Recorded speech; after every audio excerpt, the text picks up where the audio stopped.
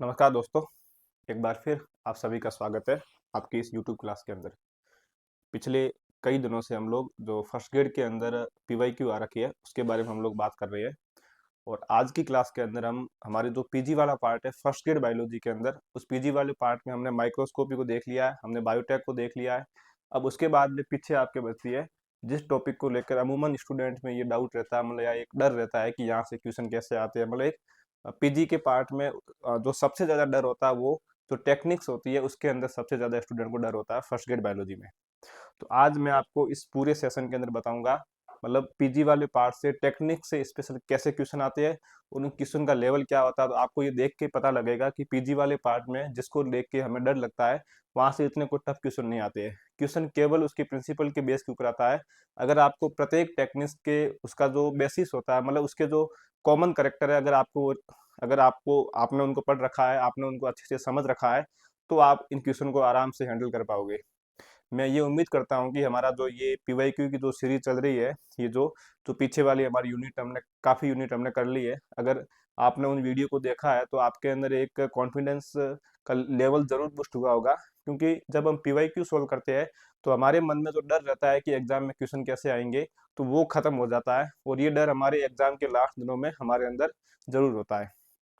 तो आज की क्लास के अंदर हम इस पीजी वाले पार्ट के अंदर हमने देखो बायोटेक को हमने पहले कर लिया है ना। ये जो बायोटेक वाला पोर्शन है इसको हमने पहले से कर लिया है, कल की क्लास में हमने किया था। इसके साथ हमने ये भी लिया था, इसमें से मैक्सिमम क्वेश्चन बायोटेक के आ रखे हैं और प्लांट टिश्यू कल्चर के आपके 4 से 5 क्वेश्चन थे। तो ये मैंने दे रखा है ना, जैसे बायोटेक के 20 क्वेश्चन आपके अभी तक इन लास्ट 6 पेपर में आए, और जो आपके पीटीसी प्लांट टिश्यू कल्चर का केवल 7 क्वेश्चन आए। अब आज जो अपन सोल्व करेंगे वो अपन, मतलब इस क्लास के अंदर अपन जो सोल्व करने वाले हैं वो आपके ये करने वाले हैं कि जो बाकी वाली जो टेक्निक्स है उससे कौन कौन से क्वेश्चन आते हैं। तो आपके अभी तक पीसीआर से 2 क्वेश्चन आ रखे हैं, इलेक्ट्रोफोरेसिस से 5 क्वेश्चन आए। इसका मतलब आपको टेक्निक्स के अंदर इलेक्ट्रोफोरेसिस पे ज्यादा ध्यान देना। अब देखो ये कोई अब ऐसी बात फिक्स नहीं है कि इस एग्जाम के अंदर, हमारा जो आगे वाला एग्जाम है उसके अंदर इलेक्ट्रोफोरेसिस से ही वापिस क्वेश्चन पूछे, लेकिन मैं ये जो पीछे जो क्वेश्चन आ रखे हैं उनके बारे में बता रहा हूँ। उसके बाद हमारी क्रोमेटोग्राफी भी हमारे लिए इंपॉर्टेंट है, 7 क्वेश्चन आ रखे हैं। सेंट्रीफ्यूगेशन से 3 क्वेश्चन आ रखे हैं। एलाइजा से 5 क्वेश्चन आ रखे हैं। देखो ये है ना, ये वाला पोर्शन आपको एक तो बायोटेक को पढ़ना पीजी वाले पार्ट में सबसे ज्यादा, उसके बाद इलेक्ट्रोफोरेसिस, क्रोमेटोग्राफी और एलाइजा, और ये सब एक एक क्वेश्चन आ रखा है। वैसे ये हमारे कोर्स में नहीं है, बट फिर भी इस लेमिनार एयर फ्लो से एक क्वेश्चन आ रखा है, बिल्कुल सिंपल क्वेश्चन अपन आगे सोल्व करेंगे। और ये फोटोमेट्री और स्पेक्ट्रोफोटोमेट्री से क्वेश्चन आ रखे हैं एक एक। तो इम्पोर्टेंट क्या हमारे लिए, आपको रिवीजन के टाइम इलेक्ट्रोफोरेसिस, बायोटेक, उसके साथ में क्रोमेटोग्राफी और सेंट्रीफ्यूगेशन के ऊपर ज्यादा काम करना है। उसके बाद इकोलोरीमेट्री, यहाँ से भी आपके 2 क्वेश्चन आपको मिले, और ये माइक्रोस्कोपी से आपको लास्ट के जो अभी तक 6 पेपर हुए उसके अंदर 17 क्वेश्चन मिले। कहने का मतलब ये है कि पीजी वाले पार्ट में आप बायोटेक को मिला दो और प्लांट टिश्यू कल्चर और जितनी भी टेक्निक्स है वहां से टोटल 71 क्वेश्चन आए हैं। जो स्टूडेंट इन क्वेश्चन को अच्छे से हैंडल कर जाता है वो स्टूडेंट मतलब आराम से बाकी वाले स्टूडेंट से आगे हो जाता है, क्योंकि पीजी वाले पार्ट को हर कोई स्टूडेंट सोल्व नहीं कर पाता है। हर कोई का मतलब वही सोल्व कर पाएगा जिसने इसको अच्छे से पढ़ा है। कहने का मतलब जिसने अच्छे से रिवीजन किया है, जिसने अच्छे से इसकी प्रैक्टिस की है, वही सोल्व कर पाएगा। तो ये आपके था आज का एनालिसिस। अब अपन आगे चलते हैं इसके ऊपर। तो हमारी क्लास का फर्स्ट क्वेश्चन हम सोल्व करते हैं। तो ये रहा हमारी आज की क्लास का फर्स्ट क्वेश्चन, बिल्कुल सिंपल क्वेश्चन पूछ रखा है। आप लोग इसको पढ़िए और सोल्व कीजिए, फिर आपको मैं बता दूंगा। इसने पूछा निम्नलिखित में से एक निदान पद्धति कौन सी है, मतलब ऐसी कौन सी पद्धति है जिसको डायग्नोसिस के अंदर हम यूज करते हैं, जिसको हम डायग्नोसिस के अंदर काम में लेते हैं, जिसको डायग्नोसिस के अंदर यूज में लिया जाता है। तो देखो, अब आपको पता है कि जो टैम और सैम है ये माइक्रोस्कोपी के टाइप है। इसको हम मतलब ऐसे कॉमन रूप से या नॉर्मली या यूजली इसको हम डायग्नोसिस में काम में नहीं लेते हैं। तो मतलब ऐसे आप नहीं लेते हो। तो जो एलाइजा होती है, इस एलाइजा को हम काम में लेते हैं, किसके काम में, जो ये जो आपकी जो एलाइजा टेक्निक है, इसको जो एचआईवी होता है, जो एचआईवी वायरस है, मतलब एचआईवी का मतलब एड्स, इसका मतलब एड्स। तो ये तो आपके एक तो एचआईवी एड्स में काम आती है। इसके अलावा जो प्रेगनेंसी टेस्ट होते हैं, जो प्रेगनेंसी टेस्ट होता है, प्रेगनेंसी टेस्ट के अंदर भी इस एलाइजा को काम में लिया जाता है। अब आप देखना इस एलाइजा से 2 क्वेश्चन कैसे है बताता हूँ। एक क्वेश्चन इसने क्या पूछा है, कौन सी डायग्नोसिस टेक्निक है, तो आपका आंसर हो जाएगा जो इसमें जो एलाइजा है ये सबसे बेस्ट डायग्नोसिस टेक्निक है। फिर इसी फर्स्ट ग्रेड के अंदर किसी और शायद 2015 या 18 वाले में पूछ रखा है कि एड्स की जांच के लिए या इस HIV वायरस की, मतलब उसमें ये दे रखा था कि इस एड्स की जांच के लिए कौन सी टेक्निक को काम में लिया जाता है, तो उसमें उसका आंसर था एलाइजा। वहां ऊपर क्वेश्चन ऐसे दिख रखा था मेरे हिसाब से, हाँ क्वेश्चन ये था कि एलाइजा टेक्निक का उपयोग या एलाइजा के द्वारा किस बीमारी का टेस्ट किया जाता है, तो वहां उसके नीचे आपके ऑप्शन था, एक था कैंसर था, एक आपके उसमें एड्स था, एक आपके फाइलेरिस था, और एक डिजीज कोई और थी। तो इसका आंसर हो जाएगा एलाइजा। अब अपन थोड़ा एलाइजा के बारे में देख लेते हैं। जब बात आती है एलाइजा की, है ना, तो जब अब आपको देखो इसकी फुल फॉर्म ध्यान रखना, जहां तक मुझे याद आ रहा है सेकंड ग्रेड एग्जाम के अंदर इसकी फुल फॉर्म को पूछ रखा है, एंजाइम लिंक्ड इम्यूनोसोर्बेंट एसे। आपने पढ़ रखा होगा थ्योरी के अंदर इसमें क्या क्या होता है सब कुछ। अब मैं यहाँ आपको यहाँ से और कौन कौन से क्वेश्चन आ रखे वो बताता हूँ। जब एलाइजा की बात आती है, जब बात आती है एलाइजा की, तो एलाइजा से देखो कौन कौन से क्वेश्चन आ रखे हैं ये बताता हूँ मैं आपको।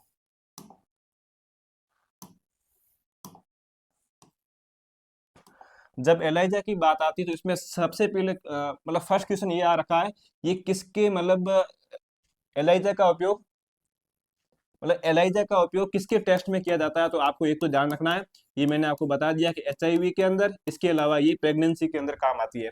उसके बाद आपको यहाँ पर ये ध्यान रखना है ये एलाइजा किस प्रिंसिपल के ऊपर बेस है, मतलब ये किस सिद्धांत पे कार्य करती है।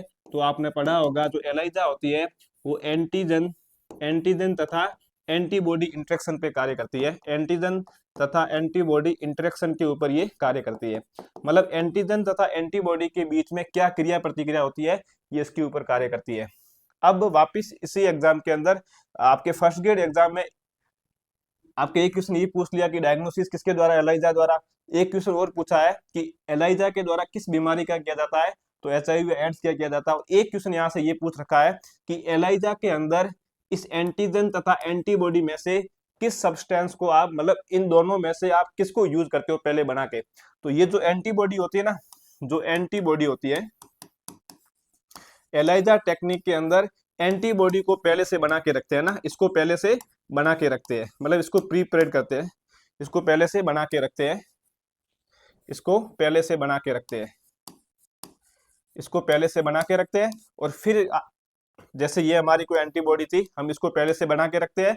अब इस एंटीबॉडी को जो बाहर से जो कोई सबस्ट्रेट आएगा, जो एंटीजन होगा, उसकी पहचान करने के लिए हम एंटीबॉडी को यूज लेते हैं। कहने का मतलब एलाइजा के अंदर आप एंटीबॉडी को पहले बना के रखोगे, फिर जिसका भी आपको टेस्ट करना, जैसे आपको वायरस का करना है HIV, तो जो HIV का जो एंटीजन होगा वो एंटीजन आके इस एंटीबॉडी पे बाइंड होगा, तो मतलब एंटीबॉडी की सहायता से एंटीजन की पहचान की जाती है। तो आप एलाइजा टेस्ट में पहले क्या बनाते हो, मतलब एलाइजा टेस्ट में आप पहले से आप प्रीपेड क्या करते हो, तो पहले हम इसमें प्रीपेड करते हैं, एंटीबॉडी को प्रीपेड करते हैं। ये क्वेश्चन भी आपके फर्स्ट ग्रेड में पूछ रखा है, आया समझ में। और एक क्वेश्चन और पूछ रखा है इस एलाइजा से, इसके स्टेप कौन कौन से होते हैं वो अपन वहां देखेंगे जहां क्वेश्चन आएगा वो। तो इसका हो जाएगा आपके एलाइजा टेक्निक। इस क्वेश्चन को सोल्व करो। विच क्या पूछा, which form of chromatography does not utilise the mobile phase for interaction with the analyte. इस एनालाइट का मतलब है सैंपल, है ना भाई, जो भी आप सैंपल काम में ले रहे हो, इस एनालाइट का मतलब है सैंपल, जो भी आप सैंपल काम में ले उसको एनालाइट बोलेंगे। तो ये देखो आप, इसको मैं समझा देता हूँ आपको, जिसको आता है सोल्व कर दो, नहीं आता मैं बताता हूँ। जब बात आती है क्रोमेटोग्राफी, किसकी बात आती है, जब क्रोमेटोग्राफी की बात आती है, क्रोमेटोग्राफी, जब क्रोमेटोग्राफी की बात आती है तो आपको पता है कि क्रोमेटोग्राफी के अंदर दो फेज होती है। एक तो आपके होती है stationary phase, stationary phase, sorry stationary phase, और दूसरी इसको हम बोलते हैं स्थिर अवस्था। और दूसरी जो फेज होती है वो आपके फेज होती है मोबाइल फेज। कौन सी फेज होती है, मोबाइल फेज होती है। दूसरी फेज होती है मोबाइल फेज, ठीक है। अब देखो आप, ये जो स्टेनरी फेज होती है आप इसमें कुछ भी यूज ले सकते हो, अलग अलग क्रोमेटोग्राफी के अकॉर्डिंग अलग अलग यूज लेते हैं। मैक्सिमम टाइम हम यहाँ पर कोई सॉलिड, जैसे कोई आप पेपर यूज ले रहे हो या आप लिक्विड ले रहे हो, वो मतलब डिपेंड करेगा क्रोमेटोग्राफी पे। यहाँ हम इसको, यहाँ हम जो काम करेंगे वो इस क्वेश्चन के अकॉर्डिंग।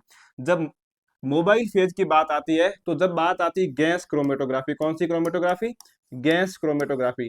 तो जब गैस क्रोमेटोग्राफी की बात आएगी तो गैस क्रोमेटोग्राफी के अंदर जो मोबाइल फेज के रूप में हम काम में लेंगे, मोबाइल फेज, तो आपको पता है कि गैस क्रोमेटोग्राफी का गैस क्रोमेटोग्राफी नाम भी इसलिए पड़ा है क्योंकि यहाँ पर मोबाइल फेज के रूप में हम गैस को काम में लेते हैं। क्या काम लेते हैं?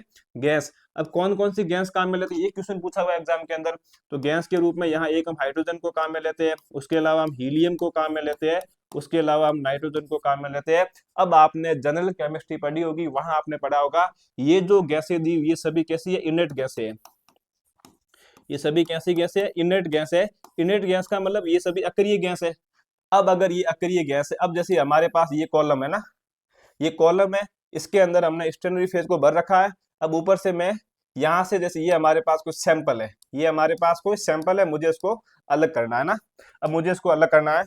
अब मोबाइल फेज क्या करेगी, वो यहाँ से होकर ऐसे में नीचे जाएगी ना, मोबाइल फेज इसमें से नीचे जाएगी, मोबाइल फेज नीचे जाएगी। जब मोबाइल फेज यहाँ से नीचे जाएगी तो ये जो गैसें है, यहाँ मोबाइल फेज गैस क्रोमेटोग्राफी में गैसेस के रूप में काम, मतलब यहाँ गैस को काम में लेंगे। गैस कैसी है? ये अक्रिय गैस है, इनर्ट गैस है। इसका मतलब ये जो इनर्ट गैस है ये इस सैंपल के साथ में इंटरेक्शन करेगी या नहीं करेगी? तो हमें पता है कि अगर ये, मतलब अगर ये अक्रिय गैसें नहीं होती, इनर्ट गैसें नहीं होती, तब तो ये जो हमारा जो सैंपल था, जो हमारा एनालाइट था, उसके साथ में इंटरेक्ट करती। लेकिन यहाँ पर गैस क्रोमेटोग्राफी के अंदर हम मोबाइल फेज के रूप में जो गैसें काम में लेते हैं, ये गैसें इनर्ट होती है, अक्रिय होती है। इसलिए गैस क्रोमेटोग्राफी में ये जो सैंपल होता है ये मोबाइल फेज के साथ में इंटरेक्शन नहीं करता है।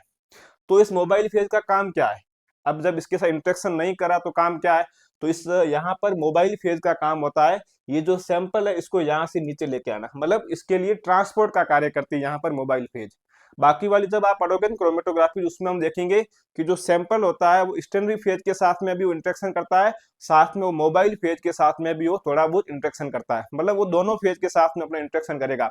लेकिन गैस क्रोमेटोग्राफी में मोबाइल फेज जो गैस काम लेते हैं वो आपके अक्रिय होती, इनर्ट होती है।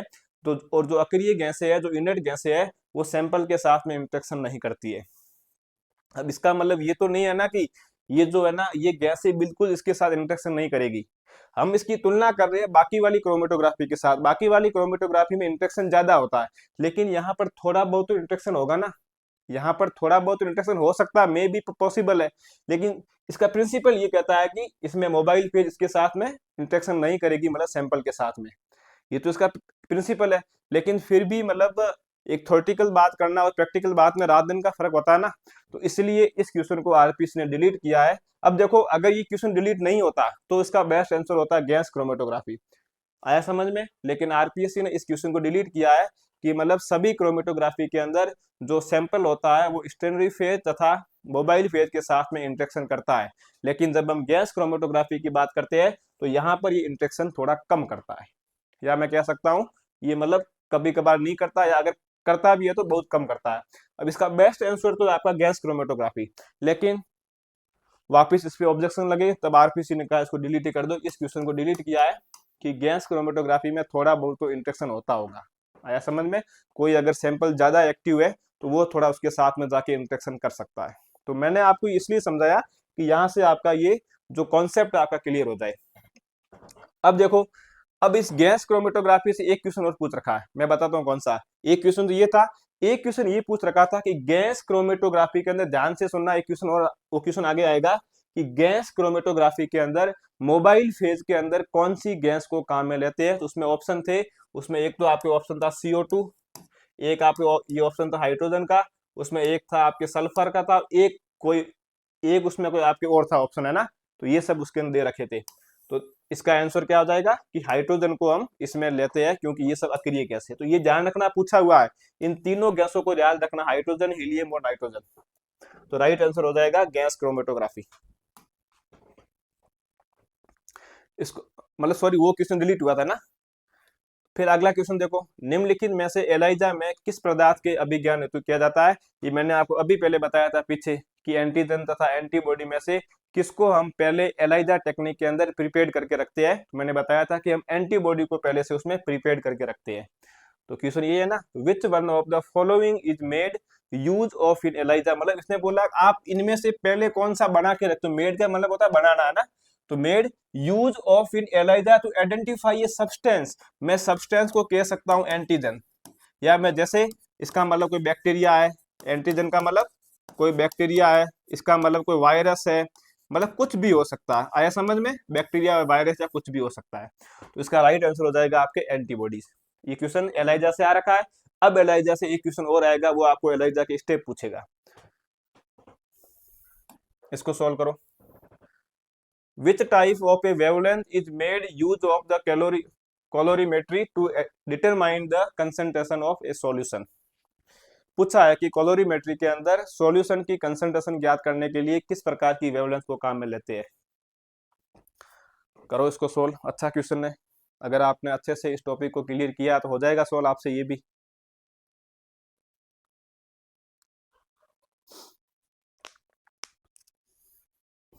देखो ये अगर आपको नहीं आता तो मैं कराता हूँ, जिसको आता है उसको पढ़ लो, बाकी मैं आपको इसका कॉन्सेप्ट बताता हूँ।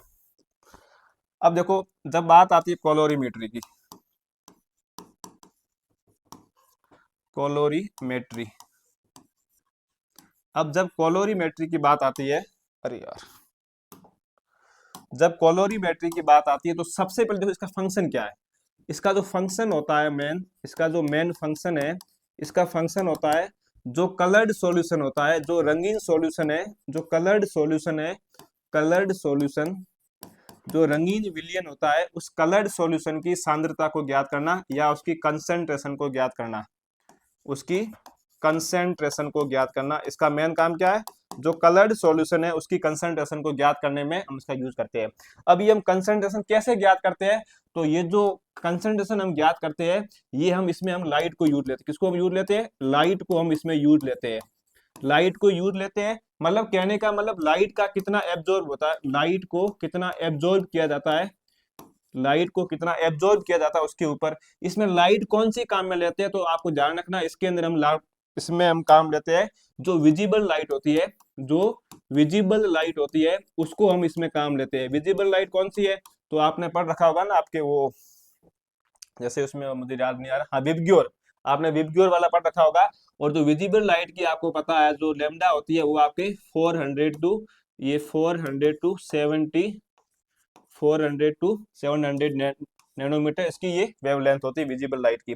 अब आप देखो ध्यान ये रखना, जैसे मैंने यहाँ पर कोई एक ये कोई सॉल्यूशन, मैंने यहाँ पर ये कोई बर्तन लिया है, उसके अंदर मैंने यहाँ पे ये कोई मैंने सॉल्यूशन डाल रखा है, ये कोई कलर्ड सॉल्यूशन है। मुझे ज्ञात करनी है इसकी कंसंट्रेशन कितनी है, मतलब ये कितना गाढ़ा है। अब जैसे मैंने इसके ऊपर ये कोई लाइट डाली है, मैंने इसके ऊपर ये कोई लाइट डाली, अब ये लाइट यहाँ आएगी और फिर लाइट ये बाहर, मतलब इसके ऊपर आपतित होगी, फिर यहाँ से ये वापस बाहर मतलब ट्रांसमिटेड हो जाएगी। और कुछ लाइट जो है इसका यहाँ पर क्या हो जाएगा, एब्जॉर्बेंस। ए का मतलब एब्जॉर्बेंस, टी का मतलब जो इस विलियन को पार करके ट्रांसमिटेड हो रही है। अब आप देखो ये जो कैलोरीमेट्री होती है, इसकी सहायता से अगर इस लाइट का एब्जॉर्बेंस इस सॉल्यूशन में ज्यादा हो रहा है, इसका मतलब ये सॉल्यूशन जो है वो ज्यादा, मतलब अगर ये सॉल्यूशन, वापस सुनना, अगर इस सॉल्यूशन के अंदर ये जो लाइट आई थी इसका एब्जॉर्बेंस अगर ज्यादा है, अगर इसका एब्जॉर्बेंस ज्यादा है, तो इसका मतलब मैं यही निकालूंगा ना कि ये सॉल्यूशन गाढ़ा ज्यादा है, कहने का मतलब ये सॉल्यूशन सांद्र ज्यादा है, इसकी कंसंट्रेशन ज्यादा होगी। अब आप देखो कैलोरीमेट्री के अंदर यहाँ पर कुछ स्पेशल फिल्टर लगे होते हैं, उस फिल्टर का काम होता है कि जो स्पेशल एक फिक्स वेवलेंथ को ही ये या एब्जॉर्ब करते हैं। जैसा सॉल्यूशन होगा उस सॉल्यूशन के अकॉर्डिंग ही फिक्स वेवलेंथ को एब्जॉर्ब किया जाएगा। जैसे एग्जांपल देखो आप, अगर मेरे पास जो सॉल्यूशन वो अगर रेड कलर का है, अगर जो सॉल्यूशन है वो अगर रेड कलर का अगर सॉल्यूशन है, तो रेड कलर के सॉल्यूशन के अंदर जो ग्रीन कलर की लाइट होगी, जो ग्रीन कलर की लाइट होगी उसका एब्जॉर्बेंस ज्यादा होगा। अगर मेरे पास जो सॉल्यूशन है वो अगर ग्रीन कलर का है, अगर मेरा सॉल्यूशन ग्रीन कलर का है, तो इसके द्वारा जो ऑरेंज कलर की लाइट होगी उसका मतलब एब्जॉर्बेंस, सॉरी ग्रीन ही ब्लू है ना, अगर ब्लू कलर का अगर सॉल्यूशन है मेरे पास, तो उसके द्वारा रेड तथा रेड या ऑरेंज कलर की लाइट का एब्जॉर्बेंस ज्यादा होगा। कहने का मतलब मैं यहाँ पर यही कह रहा हूँ ना, एक फिक्स सॉल्यूशन के लिए एक फिक्स वेवलेंथ को ज्यादा एब्जॉर्ब किया जाएगा, या एक फिक्स वेवलेंथ को एक फिक्स सॉल्यूशन के द्वारा ही ज्यादा एब्जॉर्ब किया जाएगा। बात आई समझ में? तो मैं यही कह सकता हूँ ना, हमने अभी पढ़ा था कि लाइट तो जो हम काम लेंगे वो तो हम विजिबल लाइट को काम में लेंगे। अब विजिबल लाइट जो होगी, जैसा सॉल्यूशन होगा उसके अकॉर्डिंग उसको एब्जॉर्बेंस किया जाएगा। अब देखो, अब इसी सेम सिद्धांत के ऊपर, सेम प्रिंसिपल के ऊपर एक आपके टॉपिक और आता है जिसका नाम है स्पेक्ट्रोफोटोमेट्री। क्या नाम इसका नाम है? इसका नाम है स्पेक्ट्रोफोटोमेट्री, स्पेक्ट्रोफोटोमीटर, स्पेक्ट्रोफोटोमीटर। ये जो स्पेक्ट्रोफोटोमीटर होता है ये भी इसी सेम प्रिंसिपल पे काम करता है। लाइट आएगी, कितनी लाइट का एब्जॉर्बेंस हो रहा है, कितनी लाइट बाहर जा रही है। लेकिन यहाँ पर कुछ और है। यहाँ पर जो स्पेक्ट्रोफोटोमीटर होता है ये आपने देखा होगा कई प्रकार का होता है। इनमें से एक आपने पढ़ा होगा, ये होता है आपके यूवी स्पेक्ट्रोफोटोमीटर। आपने पढ़ा होगा ना कि यूवी स्पेक्ट्रोफोटोमीटर। एक आपने ये भी पढ़ा होगा जिसमें आपने पढ़ा होगा आईआर स्पेक्ट्रोफोटोमीटर। यूवी स्पेक्ट्रोफोटोमीटर उसको बोलेंगे जिसके द्वारा यूवी लाइट को एब्जॉर्ब किया जाएगा, और हम आईआर स्पेक्ट्रोफोटोमीटर उसको बोलेंगे जिसके द्वारा आपके आईआर लाइट को एब्जॉर्ब किया जाता है। आईआर लाइट को क्या किया जाता है, एब्जॉर्ब किया जाता है, उसको हम बोलेंगे आईआर। अब आप देखो, जैसे ही स्पेक्ट्रोमीटर का टाइप चेंज हुआ तो लाइट भी चेंज हो गई। यहाँ जैसे आईआर स्पेक्ट्रोमीटर आया तो यहाँ पर लाइट भी चेंज हुई, तो यहाँ पर आईआर लाइट आई। इसका मतलब मैं कह सकता हूँ कॉलोरीमेट्री के अंदर हम फिक्स वेवलेंथ को यूज करते हैं, हम फिक्स वेवलेंथ को यूज करते हैं। लेकिन यहाँ पर हम अलग अलग वेवलेंथ को, मतलब अलग अलग लाइट को यूज ले रहे हैं अलग अलग स्पेक्ट्रोफोटोमीटर के लिए। यहाँ पर केवल हम सॉल्यूशन को चेंज कर रहे थे। जैसे ही सॉल्यूशन चेंज होगा तो उसकी कंसंट्रेशन चेंज हो जाएगी। जब उसकी कंसंट्रेशन चेंज हो जाएगी तो मतलब उस लाइट को एब्जॉर्ब करने की जो नेचर होगा वो भी चेंज हो जाएगा। इसका मतलब यूवी कॉलोरीमेट्री के अंदर हम फिक्स वेवलेंथ को यूज ले रहे हैं। अब देखो इस क्वेश्चन को आप सॉल्व करो। देखो वो तो था राइट कॉन्सेप्ट, है ना। अब देखो आरपीसी ने इसका जो आंसर माना है वो कुछ और माना है। अब तो इसका मतलब हमने क्वेश्चन पढ़ लिया, कैलोरीमेट्री में विलयन की कंसंट्रेशन ज्ञात करने के लिए किस तरंग दैर्ध्य का उपयोग किया जाता है। तो हमने ये तो पढ़ लिया कि हम विजिबल लाइट को काम में लेते हैं। तो विजिबल लाइट यहाँ दो जगह आ रही है, तो ये हम वॉयलेट भी हम काम नहीं लेते हैं, हम अल्ट्रा वॉयलेट यूवी स्पेक्ट्रोफोटोमीटर में लेते हैं। और जो इंफ्रारेड होती है वो भी हम कहाँ काम लेते हैं, यूवी इंफ्रारेड। जो आईआर लाइट होती है वो हम आईआर स्पेक्ट्रोमीटर में काम लेते हैं। इसका मतलब ये भी नहीं होगा और ये भी नहीं होगा। अब हमारे पास दो ऑप्शन बचे हैं। मैंने जो अभी आपको कॉन्सेप्ट बताया उसके अकॉर्डिंग तो ये जो प्रिसाइज जो वेवलेंथ होती है, जो अलग अलग जो वेवलेंथ है, ये तो हम काम लेते हैं स्पेक्ट्रोफोटोमीटर के अंदर। और ये जो फिक्स वेवलेंथ होती है ये हम काम लेते हैं आपके कॉलोरीमेट्री के अंदर। तो राइट कॉन्सेप्ट तो इसका ये है, लेकिन आरपीसी ने इसका राइट आंसर माना आपके precise wavelength in visible length range. तो आरपीसी ने इसका आंसर माना ऑप्शन नंबर 2 को राइट माना है। लेकिन अगर आप इसका कॉन्सेप्ट देखोगे अच्छे से तो उसमें जब आप जो लाइफ साइंस की बुकें आती है उसमें आप देखोगे, उसमें आप ये दे रखा है कि फिक्स वेवलेंथ जो होती है विजिबल लाइट रेंज वो कॉलोरीमेट्री के अंदर काम आती है। तो अब अपन को यहाँ आरपीएससी वाला मानना है, तो ध्यान रखना आरपीएससी के अकॉर्डिंग इसका ऑप्शन नंबर 2 राइट है।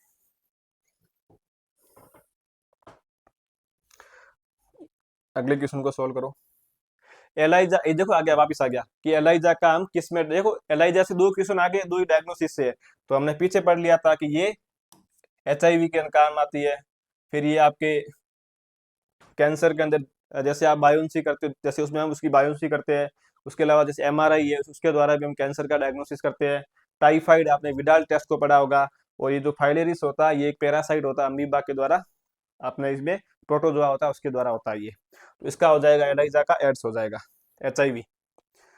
अगला क्वेश्चन है जैल विद्युत संचलन में डीएनए का, अच्छा कितनी बार ये क्वेश्चन आ गया, ये क्वेश्चन 5 से 6 बार, 2 बार तो सेकंड ग्रेड में आ गया और 1 बार ये फर्स्ट ग्रेड में आ गया और 1 बार ये किसी एमपी वाले एग्जाम में पूछ रखा है। देखो बार बार क्वेश्चन आ रहा है,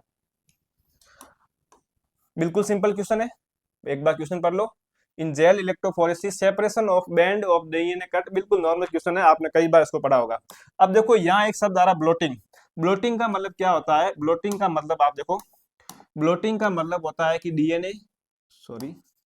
डीएनए या आरएनए, डीएनए आरएनए या प्रोटीन, डीएनए आरएनए या प्रोटीन, आपके पास डीएनए है आरएनए या प्रोटीन है, कहां पर है, अगर डीएनए आरएनए या प्रोटीन कहां पर है, जेल इलेक्ट्रोफोरेसिस के ऊपर है, जेल इलेक्ट्रोफोरेसिस के ऊपर। अगर जेल इलेक्ट्रोफोरेसिस के ऊपर डीएनए आरएनए या प्रोटीन है, अगर आपको इसको यहां से ट्रांसफर करना है, अगर आप इसको यहां से ट्रांसफर करते हो किसके ऊपर, मेम्ब्रेन के ऊपर ट्रांसफर करते हो, आप इसको मेम्ब्रेन के ऊपर ट्रांसफर करते हो, तो इस प्रोसेस को हम बोलेंगे ब्लोटिंग। अब आपको पता है कि ब्लोटिंग होती है 3 टाइप की मुख्य रूप से। अगर मुझे डीएनए की स्टडी करनी है तो आएगी सदर्न ब्लोटिंग, अगर मुझे आरएनए की करनी है तो आपको पता है नॉर्दर्न ब्लोटिंग, अगर मुझे प्रोटीन की करनी है तो आएगी मेरे पास वेस्टर्न ब्लोटिंग आएगी। आया समझ में। तो डीएनए के लिए सदर्न ब्लोटिंग, आरएनए के लिए नॉर्दर्न ब्लोटिंग और प्रोटीन के लिए हो जाएगी वेस्टर्न ब्लोटिंग। अमूमन बच्चे इसमें भूल जाते हैं कि डीएनए के लिए कौन सी आरएनए कौन सी, तो ध्यान रखना इन तीनों में से हमारे लिए स्पेशल क्या है, तो हमारी सेल के लिए हमारे लिए सबसे ज्यादा हमारा स्पेशल डीएनए है। तो जो स्पेशल होता है तो डीएनए स्पेशल है, डी से डीएनए हमारी सबसे स्पेशल है, जो स्पेशल होता है उसके लिए होगी सदन ब्लोटिंग, यानी एस से सदन ब्लोटिंग, एस से स्पेशल डीएनए। बाकी वाले आप आराम से इसको याद कर लोगे। तो ब्लोटिंग का मतलब होता है जेल इलेक्ट्रोफोरेसिस में से डीएनए तथा आरएनए या प्रोटीन को वहां से किसी मेम्ब्रेन के ऊपर ट्रांसफर करना, इसको बोलते हैं ब्लोटिंग। तो ब्लोटिंग आपको समझ में आया। अब दूसरा आता है इल्यूशन। अब देखो, अब इसका राइट आंसर तो आपका इल्यूशन है। अब देखो इल्यूशन का मतलब देखो, जैसे ये मेरे पास कोई एक जेल इलेक्ट्रोफोरेसिस है ना, आपने ये पढ़ रखा होगा, जेल इलेक्ट्रोफोरेसिस है। इसके अंदर ये इसमें जेल भरा हुआ है, आपके एगोरोज जेल भरा हुआ है। कौन सा भरा हुआ है? एगोरोज जेल भरा हुआ है, ठीक है। अब इसके ऊपर जब ये एगोरोज जेल है, यहाँ पर आपके ये डीएनए के बैंड पाए जा रहे हैं ना, ये डीएनए के बैंड है, आपने पढ़ रखा होगा। अब अगर मुझे इस डीएनए के बैंड को, मुझे अगर इनमें से अगर मुझे इस डीएनए की आवश्यकता है ना, मुझे यहाँ से इस डिजायर्ड डीएनए को बाहर निकालना है, तो मैं इसको बाहर कैसे निकालूंगा? मैं क्या करूंगा, मैं जेल को कट करूंगा। भाई इसको मैं कट करूंगा ना, अब मैंने इसको यहाँ से कट करके मैंने इसको यहाँ बाहर लाके छोड़ दिया, मैं इसको यहाँ से बाहर लेके आया।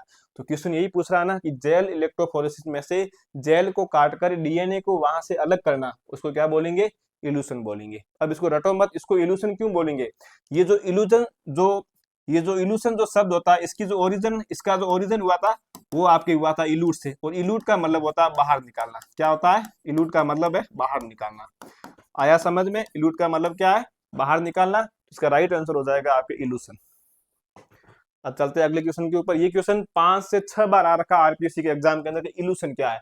तो जेल इलेक्ट्रोफोरेसिस में से डीएनए फ्रेगमेंट को हमने बाहर निकाला, उसको हम इल्यूशन बोलते हैं। इसको सोल्व करो।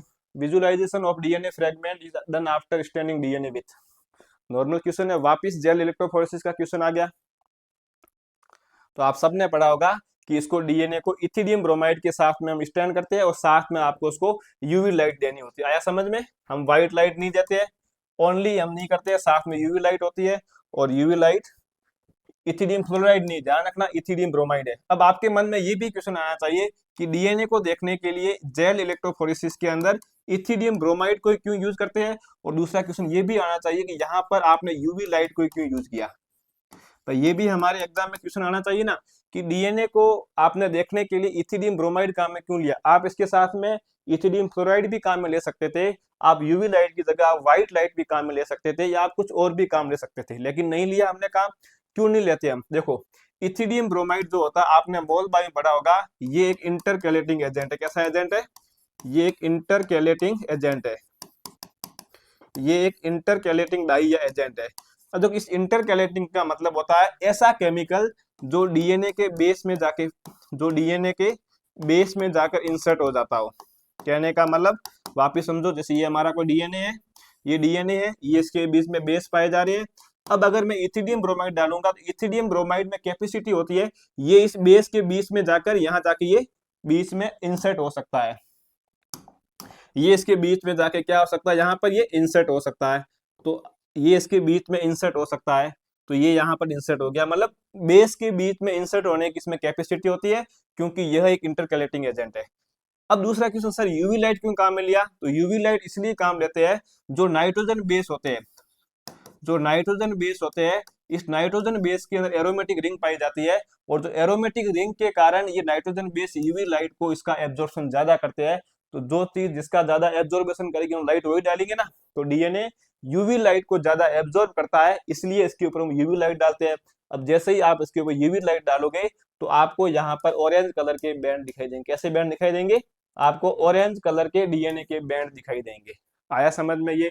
तो देखो क्वेश्चन क्या पूछा हुआ है, यहाँ तो आपको पूछा इथिडियम ब्रोमाइड और नाइट्रोजन यूवी लाइट के बारे में। आरपीएससी असिस्टेंट प्रोफेसर में पूछ रखा है कि डीएनए के द्वारा कौन सी यूवी लाइट को काम में लिया जाता है। तो ध्यान रखना, जो डीएनए होता है उसके द्वारा 260 नैनोमीटर की यूवी लाइट को एब्जॉर्ब उसकी ज्यादा की जाती है। उसके बाद सेकंड ग्रेड में पूछ रखा है इलेक्ट्रोफोरेसिस के अंदर इथिडियम ब्रोमाइड से अभिनंदित करने के बाद में हम उसके ऊपर यूवी लाइट डालते हैं, तो जो डीएनए के बैंड दिखते हैं उस बैंड का कलर कैसा होता है? तो ध्यान रखना ऑरेंज, मतलब ब्राइट ऑरेंज या चमकीले नारंगी रंग के दिखाई देते हैं। तो मैंने आपको पूरा बता दिया किस एग्जाम में किस लेवल का कैसे क्वेश्चन आ रखा है। आया समझ में क्वेश्चन पूरा ये? चलो अगले क्वेश्चन पे। During centrifugation which cell organelle will sediment at lower space, lower speed. हाँ ठीक है, बिल्कुल नॉर्मल क्वेश्चन, अगर आपने सेंट्रीफ्यूगेशन को अच्छे से पढ़ रखा है तो बिल्कुल सिंपल क्वेश्चन है।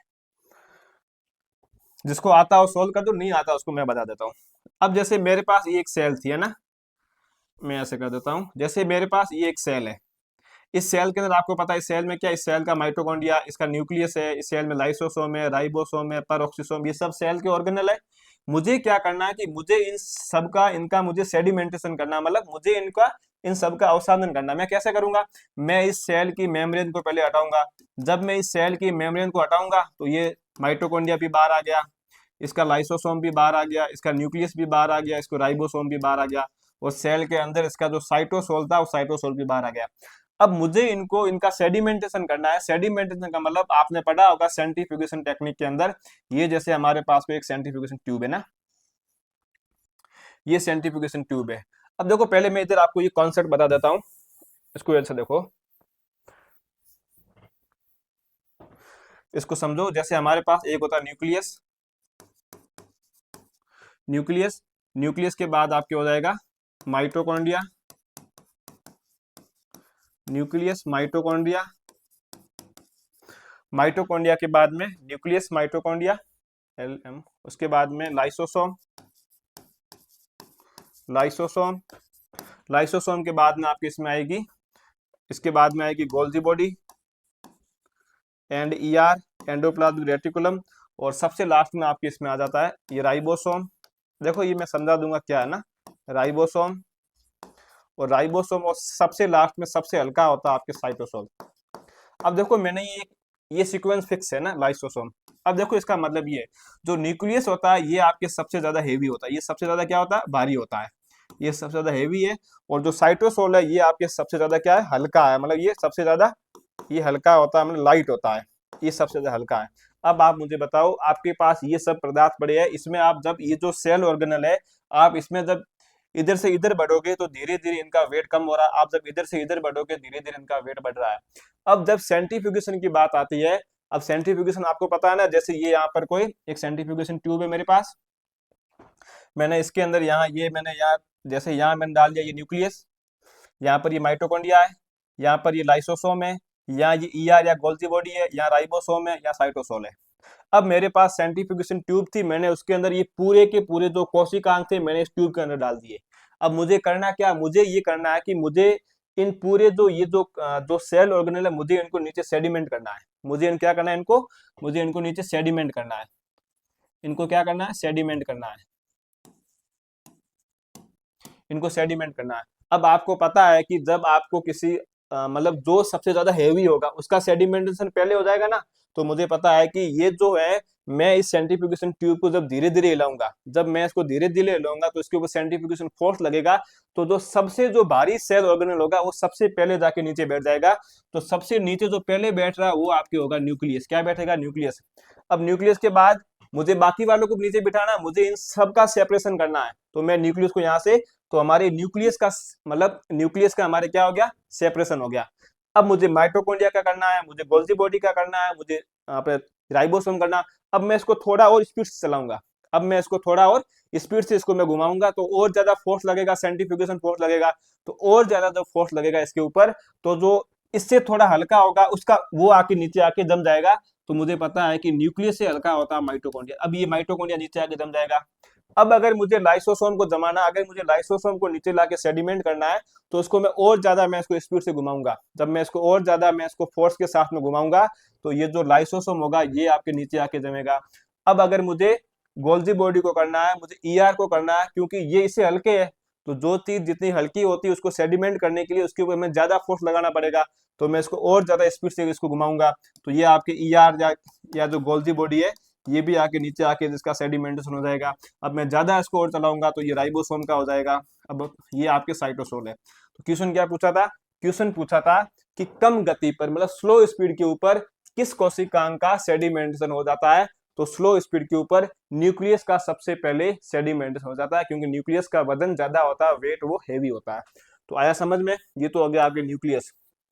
अब एक किसी और एग्जाम के अंदर इसका सीक्वेंस पूछ रखा है कि सेल ऑर्गेनल सबसे पहले कौन सा होगा, उसके बाद कौन सा होगा, उसके बाद कौन सा होगा, उसके बाद कौन सा होगा, उसके बाद कौन सा होगा, उसके बाद कौन सा होगा।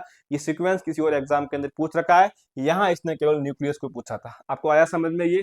अब आपने सेंट्रीफ्यूगेशन टेक्निक आपने पढ़ी होगी, उसमें आपने आरपीएम पढ़ा होगा, वो सब इसके अंदर आता है। चलो अगले क्वेश्चन पे। सेफाडेक्स जेल का सामान्यतः उपयोग होता है। बहुत अच्छा क्वेश्चन है। अगर आपने क्रोमेटोग्राफी को अच्छे से पढ़ा तो आप इस क्वेश्चन को आराम से सोल्व कर दोगे। सेफाडेक्स जेल को कहाँ उपयोग होता है?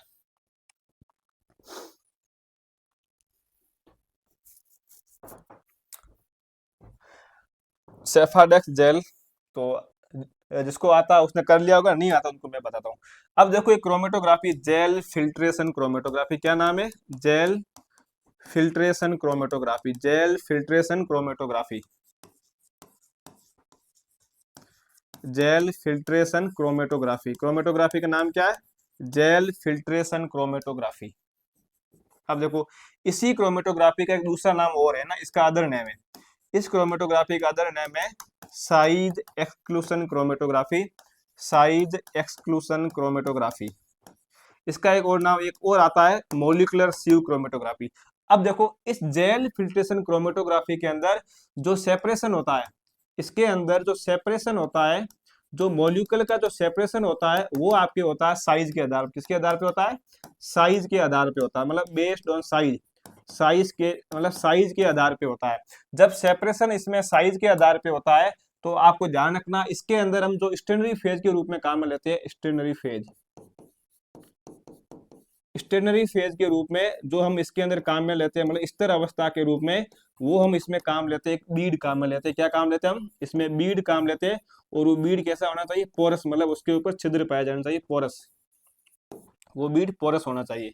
अब देखो यहाँ पर बीड के रूप में हम क्या काम में लेते हैं, क्वेश्चन ये पूछ रहा है, तो ध्यान रखना यहाँ पर इस जेल फिल्ट्रेशन क्रोमेटोग्राफी के अंदर या साइज एक्सक्लूशन क्रोमेटोग्राफी या मॉलिकुलर सीव क्रोमेटोग्राफी में हम स्टेनरी फेज के रूप में काम एक ले सकते हैं, सेफाडोक्स, सेफाडोज। इसके अलावा हम सेफाडोज 50, इसके अलावा हम इसके अंदर सेफारोज भी काम में ले सकते हैं, सेफारोज, सेफारोज। मतलब इस प्रकार के हम ये स्टेनरी फेज के रूप में, ये क्या, ये कुछ नहीं ऐसी बीड होती है। ये क्या होती है? ये इस प्रकार की एक बीड है ना, ये ऐसी बीड होती है जिसके ऊपर ये छोटे छोटे ऐसे पोर पाए जाते हैं। अब आप देखो इसके अंदर इस क्रोमेटोग्राफी में सेपरेशन कैसे होता है, हमने कहा साइज के आधार पर। अब जैसे हमारे पास ये एक मैंने कॉलम बनाया, मैंने इसके अंदर ये बीड भर लिया ना, ये मैंने इसके अंदर सेफाडोक्स भर ली। क्या भर ली मैंने इसके अंदर? ये सेफाडोक्स मैंने भर ली। ये पूरी इसकी जो जेल फिल्ट्रेशन क्रोमेटोग्राफी की है, जो इसकी स्टेनरी फेज होती है, मैंने इसको सेफाडोस बीड के साथ में पूरा इसको मैंने भर दिया। अब देखो यहाँ पर जैसे ये हमारा कोई सैंपल है, अब मेरे पास एक सैंपल ही बड़ा है, एक सैंपल, ये जो एक सैंपल है, ये सैंपल तो हमारे पास साइज में बड़ा है और एक सैंपल साइज में छोटा है। हमने कहा कि इसके अंदर साइज के बेस पे सेपरेशन होता है। इसका मतलब जो बड़े वाला मॉलिक्यूल होगा, ये जो बड़े वाला मॉलिक्यूल होगा, ये जो बड़े वाला, मुझे बताओ क्या ये इस बीड के अंदर एंट्री कर पाएगा? तो आपको पता है कि बड़ा मॉलिक्यूल जो होगा इसके ऊपर छोटे छोटे छिद्र पाए जाते हैं, ये इसमें एंट्री नहीं कर पाएगा। तब ये इसमें एंट्री नहीं कर पाएगा तो ये वाला मॉलिक्यूल यहाँ से इस बीड के बीच में जो गैप होता है ना, इस गैप के अंदर से होता हुआ ये यहाँ से बाहर आ जाएगा, इसका सेपरेशन हो जाएगा। क्या हो जाएगा? इसका सेपरेशन हो जाएगा। और जो छोटे वाला मॉलिक्यूल होता है, यहाँ पर जो इस बीड के ऊपर क्या पाए जाते हैं, छोटे छोटे पोर पाए जाते हैं, ये इसके अंदर एंट्री कर देगा। अब जब ये इसके अंदर एंट्री करेगा तो आप सोचो, इसने यहाँ से एंट्री की है, फिर ये इसको यहाँ आएगा, फिर इसको क्रॉस करेगा, ये वापस इसमें एंट्री करेगा, फिर ये कहीं पर एंट्री नहीं करेगा, ऐसे सीधा निकल जाएगा बाईपास होकर, फिर कहीं और एंट्री करेगा। इसका मतलब जो लार्ज मॉलिक्यूल होगा वो कहीं पर एंट्री नहीं करता है, क्योंकि बीड के पोर छोटे होते हैं। तो जो लार्ज मॉलिक्यूल होता है उसका सेपरेशन पहले हो जाता है, जो छोटा मॉलिक्यूल होता है उसका सेपरेशन बाद में होता है, क्योंकि वो बीड के अंदर एंट्री कर देता है। जब वो उस बीड के अंदर वो उसमें एंट्री कर रहा है तो उसका टाइम वहां पर ज्यादा लग रहा है। इसका मतलब जेल फिल्ट्रेशन क्रोमेटोग्राफी में जो लार्ज पार्टिकल होते हैं, जो बड़े पार्टिकल होते हैं, जो बड़े कण होते हैं, उनका सेपरेशन जो होता है वो फर्स्ट स्पीड के अंदर होता है, और जो छोटे पार्टिकल होते हैं उनका सेपरेशन स्लो स्पीड के अंदर होता है। आया समझ में ये आपको?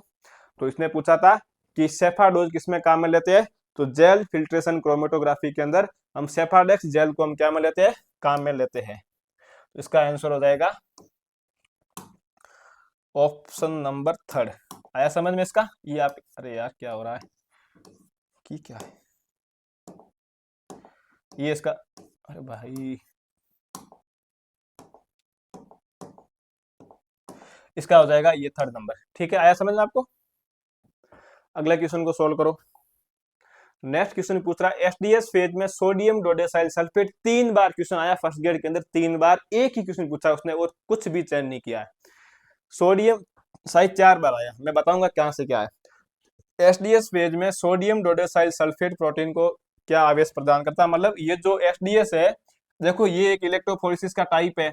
इसने बोला है कि इस पेज इलेक्ट्रोफोरेसिस के अंदर जो एसडीएस होता है वो उसके ऊपर कौन सा, मतलब उस पार्टिकल के ऊपर कौन सा चार्ज देता है, नेगेटिव, पॉजिटिव या न्यूट्रल, कुछ भी हो। अब देखो जब बात आती है एसडीएस फेज की, एसडीएस फेज की फुल फॉर्म आपको सबको पता है, sodium dodecyl sulphate polyacrylamide gel electrophoresis. ठीक है, अब देखो इसमें क्या होता है, ये जो एसडीएस फेज पर, इसको आप समझो, ये काम क्या आती है, ये काम आती है जो मैनी प्रोटीन होते हैं, मतलब अलग अलग प्रकार के जो प्रोटीन होते हैं, जो अलग अलग प्रकार के प्रोटीन होते हैं, मैनी प्रोटीन्स के सेपरेशन में काम आती है, मतलब उन प्रोटीन के सेपरेशन के अंदर ये काम आती है, सेपरेशन के अंदर ये काम आती है, सेपरेशन में। अब जब ये मैनी प्रोटीन के सेपरेशन में काम आती है, हमें पता है कि अब हमने क्या लिखा, मैनी प्रोटीन मतलब अधिक प्रकार के प्रोटीन होंगे।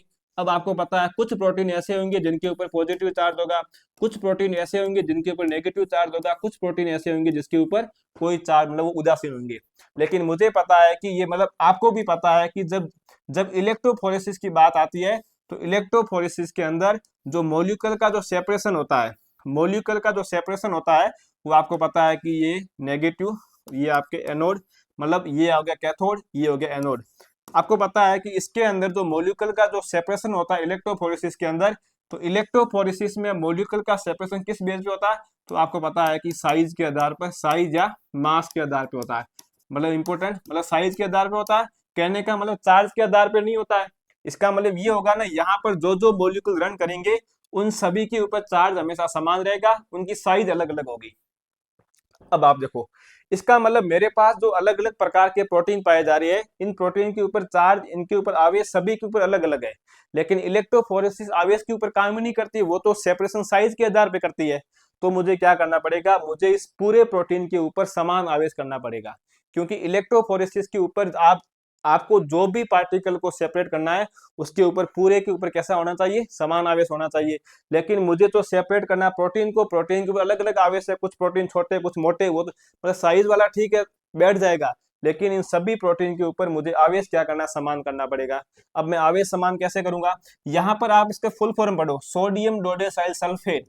ये जो सल्फेट होता है SO4-2, ये जो सल्फेट होता है, इस सल्फेट का काम होता है, ये जो प्रोटीन है, इस पूरे प्रोटीन के ऊपर ये नेगेटिव चार्ज देता है। क्या करता है, ये पूरे प्रोटीन को ये नेगेटिव चार्ज देता है। इसका एक काम तो है पूरे प्रोटीन को क्या देना, नेगेटिव चार्ज देना। क्यों, क्योंकि यहाँ अलग अलग आवेश की आवश्यकता नहीं है हमें, अगर इसका सेपरेशन करना है तो।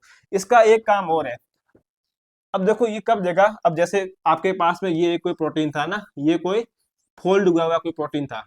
अब देखो ये पूरी प्रोसेस ऐसे होती है, सबसे पहले ये जो फोल्ड प्रोटीन, इसको हीट किया जाता है, इसको क्या किया जाता है, इसको गर्म किया जाता है। गर्म करने के लिए इसके साथ में एक डाला जाता है beta beta mercaptol, beta mercaptol, mercaptol ethanol, ethanol. देखो ये आपका एक फोल्ड हुआ हुआ प्रोटीन है, ये फोल्ड हुआ हुआ प्रोटीन है, इसको हीट किया जाएगा किसके साथ में, बीटा मर्केप्टोल। ये एक प्रकार का क्या होता है, रिड्यूसिंग एजेंट। ये क्या एक है, ये एक रिड्यूसिंग एजेंट है। ये क्या होता है, रिड्यूसिंग एजेंट होता है। इसका काम क्या है, जब आप इस प्रोटीन को गर्म करोगे तो ये प्रोटीन क्या ऐसे टूट जाएगा ना, ये प्रोटीन ऐसे अलग अलग, कोई कोई मतलब छोटा प्रोटीन बनेगा, कोई साइज में बड़ा बनेगा। इस प्रकार से इसका मतलब ये प्रोटीन क्या हो गया, डीनेचर हो गया। तो इसका फर्स्ट स्टेप क्या हुआ, हमने एक बड़े फोल्डेड प्रोटीन को, रिड्यूसिंग एजेंट को यूज करके हमने प्रोटीन को छोटे छोटे भागों में तोड़ दिया, मतलब हमने उसको डीनेचर कर दिया। अब उसके बाद सेकंड स्टेप क्या है, सेकंड स्टेप हम यहाँ यूज लेते हैं एसडीएस। क्या यूज लेते हैं, एसडीएस। एसडीएस के अंदर सल्फेट पाया जाता है, सल्फेट ग्रुप होता है। ये सल्फेट ग्रुप इस पूरे प्रोटीन के ऊपर नेगेटिव चार्ज करता है। क्या करता है, इस पूरे प्रोटीन के ऊपर, यहाँ पर कुछ प्रोटीन पॉजिटिव भी था, कुछ आपके नेगेटिव भी था, कुछ उदासीन था, न्यूट्रल था। इसने इस पूरे प्रोटीन के ऊपर नेगेटिव चार्ज कर लिया। अब मैं इसको आराम से सेपरेट कर सकता हूँ। अब मैं क्या करूंगा, मैं इसको लाके डाल दूंगा जेल इलेक्ट्रोफोरेसिस के अंदर। जो बड़े होंगे प्रोटीन पार्टिकल वो यहाँ पे होंगे, ये छोटे वाले यहाँ पे होंगे। सभी प्रोटीन के ऊपर नेगेटिव चार्ज है, आया समझ में। अब देखो, जब सभी प्रोटीन पे नेगेटिव चार्ज है तो यहाँ पर इलेक्ट्रोड कौन सा लगा हुआ है, नेगेटिव वाला लगा हुआ है। इसका मतलब यहाँ इन दोनों के बीच में क्या रिपल्सन होगा ना, तो प्रतिकर्षण होगा।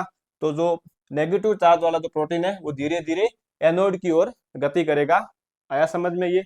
तो ये काम होता है एसडीएस का काम। मतलब एसडीएस का काम क्या, ये काम है।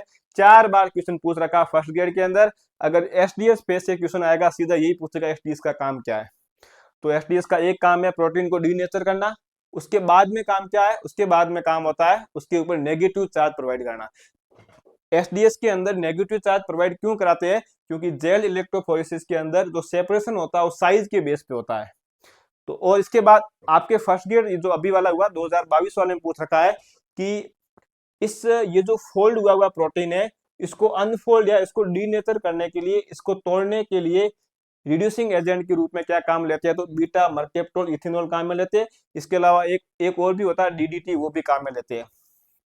तो सबसे पहले आप रिड्यूसिंग एजेंट को काम में लोगे, ये प्रोटीन को छोटे छोटे भागों में तोड़ देगा। उसके बाद में आप काम लोगे एसडीएस मतलब सेकंड स्टेप के अंदर। तो first reducing agent, second SDS. 2022 वाले में क्वेश्चन आ रखा, उसका फर्स्ट ऑप्शन यही था कि सबसे पहले वो वहां क्वेश्चन ये पूछा था कि एसडीएस फेज के अंदर ऊपर दे रखा, नीचे 4 स्टेटमेंट थे, कौन सा स्टेटमेंट सही है।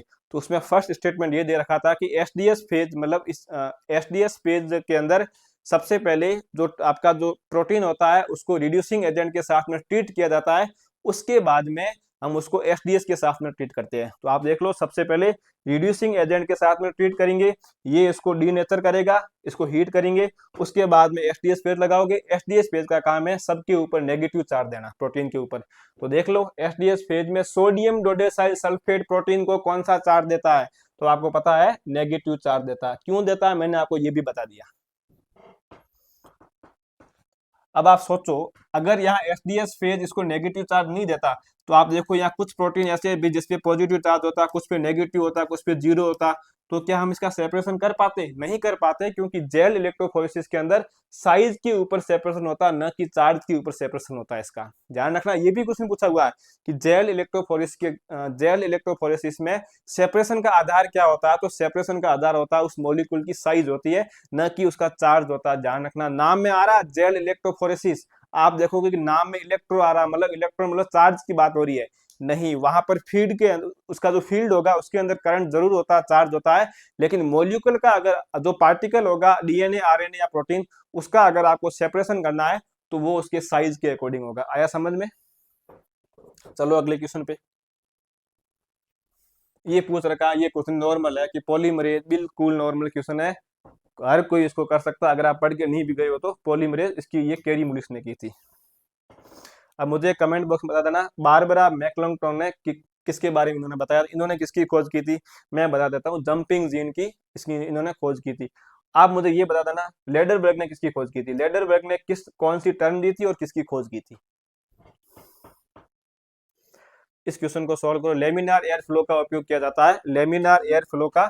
वैसे लेमिनार एयर फ्लो अपने कोर्स में नहीं है, बट तो भी पूछा हुआ है, क्योंकि ये एक बेसिक इंस्ट्रूमेंट होता है लैब के अंदर। देखो मैं बता देता हूँ, ग्लासवेयर मतलब आप किसी लैब के अंदर काम करने के लिए जो आप उपकरण काम में लेते हो, उन सब का स्टेरिलाइजेशन करने के लिए हम काम में लेते हैं ऑटोक्लेव। क्या काम में लेते हैं हम, ऑटोक्लेव। इसके अलावा आप हॉट एयर ओवन भी काम में ले सकते हो। जो आपका मीडिया आपने बनाया है उसके अलावा जो केमिकल है उनका भी आप स्टेरिलाइजेशन ऑटोक्लेव द्वारा कर सकते हो। आपके जो इंस्ट्रूमेंट है, आप जो भी काम में ले रहे हो उसका भी आप कर सकते हो इसके द्वारा। लेकिन आप जिस एरिया के अंदर काम कर रहे हो, आपका जो वर्क स्पेस है, आप जिस वर्क स्पेस में काम कर रहे हो उस वर्क स्पेस को कंटामिनेट फ्री रखने के लिए, मतलब वहां पर किसी भी प्रकार के माइक्रोब नहीं हो, उसके लिए हम काम में लेते हैं लेमिनार एयर फ्लो। क्या काम में लेते हैं हम, लेमिनार एयर फ्लो।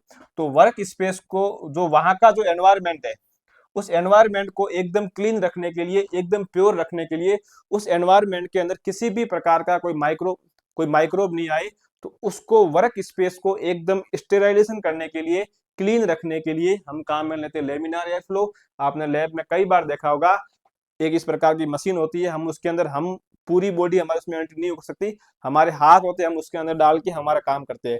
क्योंकि अगर हम बाहर काम करेंगे, जैसे आप काम कर रहे हो प्लांट टिश्यू कल्चर के अंदर, आप जैसे माइक्रोबायोलॉजी के ऊपर काम कर रहे हो लैब के अंदर, तो आप वो बाहर लैब में काम नहीं कर सकते, क्योंकि बाहर इतने माइक्रोब होते हैं, बाहर की एयर इतनी पोल्यूटेंट होती है, तो आप काम नहीं कर सकते हो।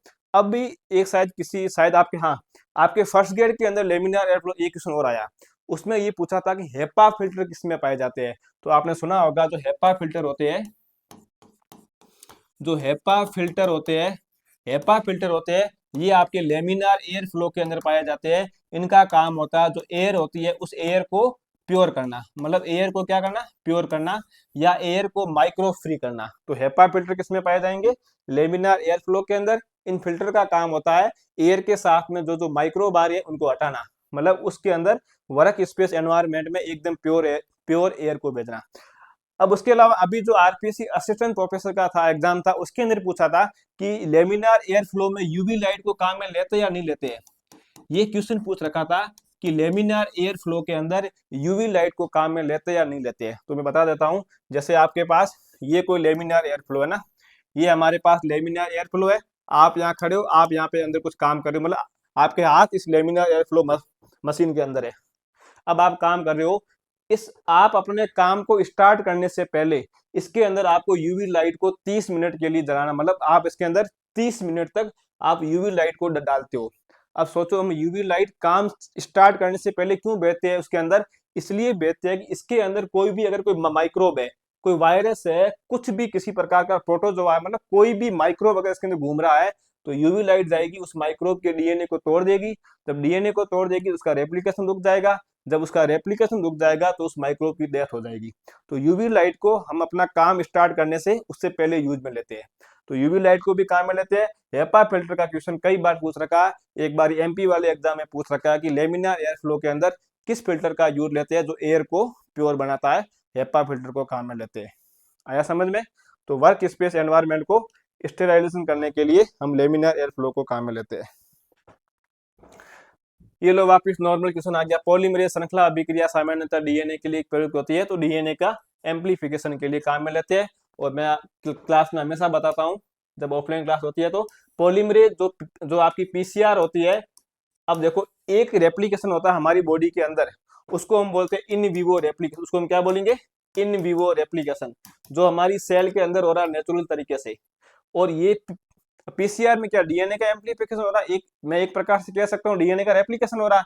ये रेप्लिकेशन हमारी सेल के बाहर होता है, तो पीसीआर को हम बोलते हैं इन विट्रो रेप्लिकेशन। क्या बोलते हैं, इन विट्रो रेप्लिकेशन। जो प्रोसेस बाहर लैब में होती है उसको हम बोलेंगे इन विट्रो, और जो प्रोसेस हमारी बॉडी के अंदर होती है, मतलब सेल के अंदर होती है, उसको बोलेंगे इन विवो। आया समझ में।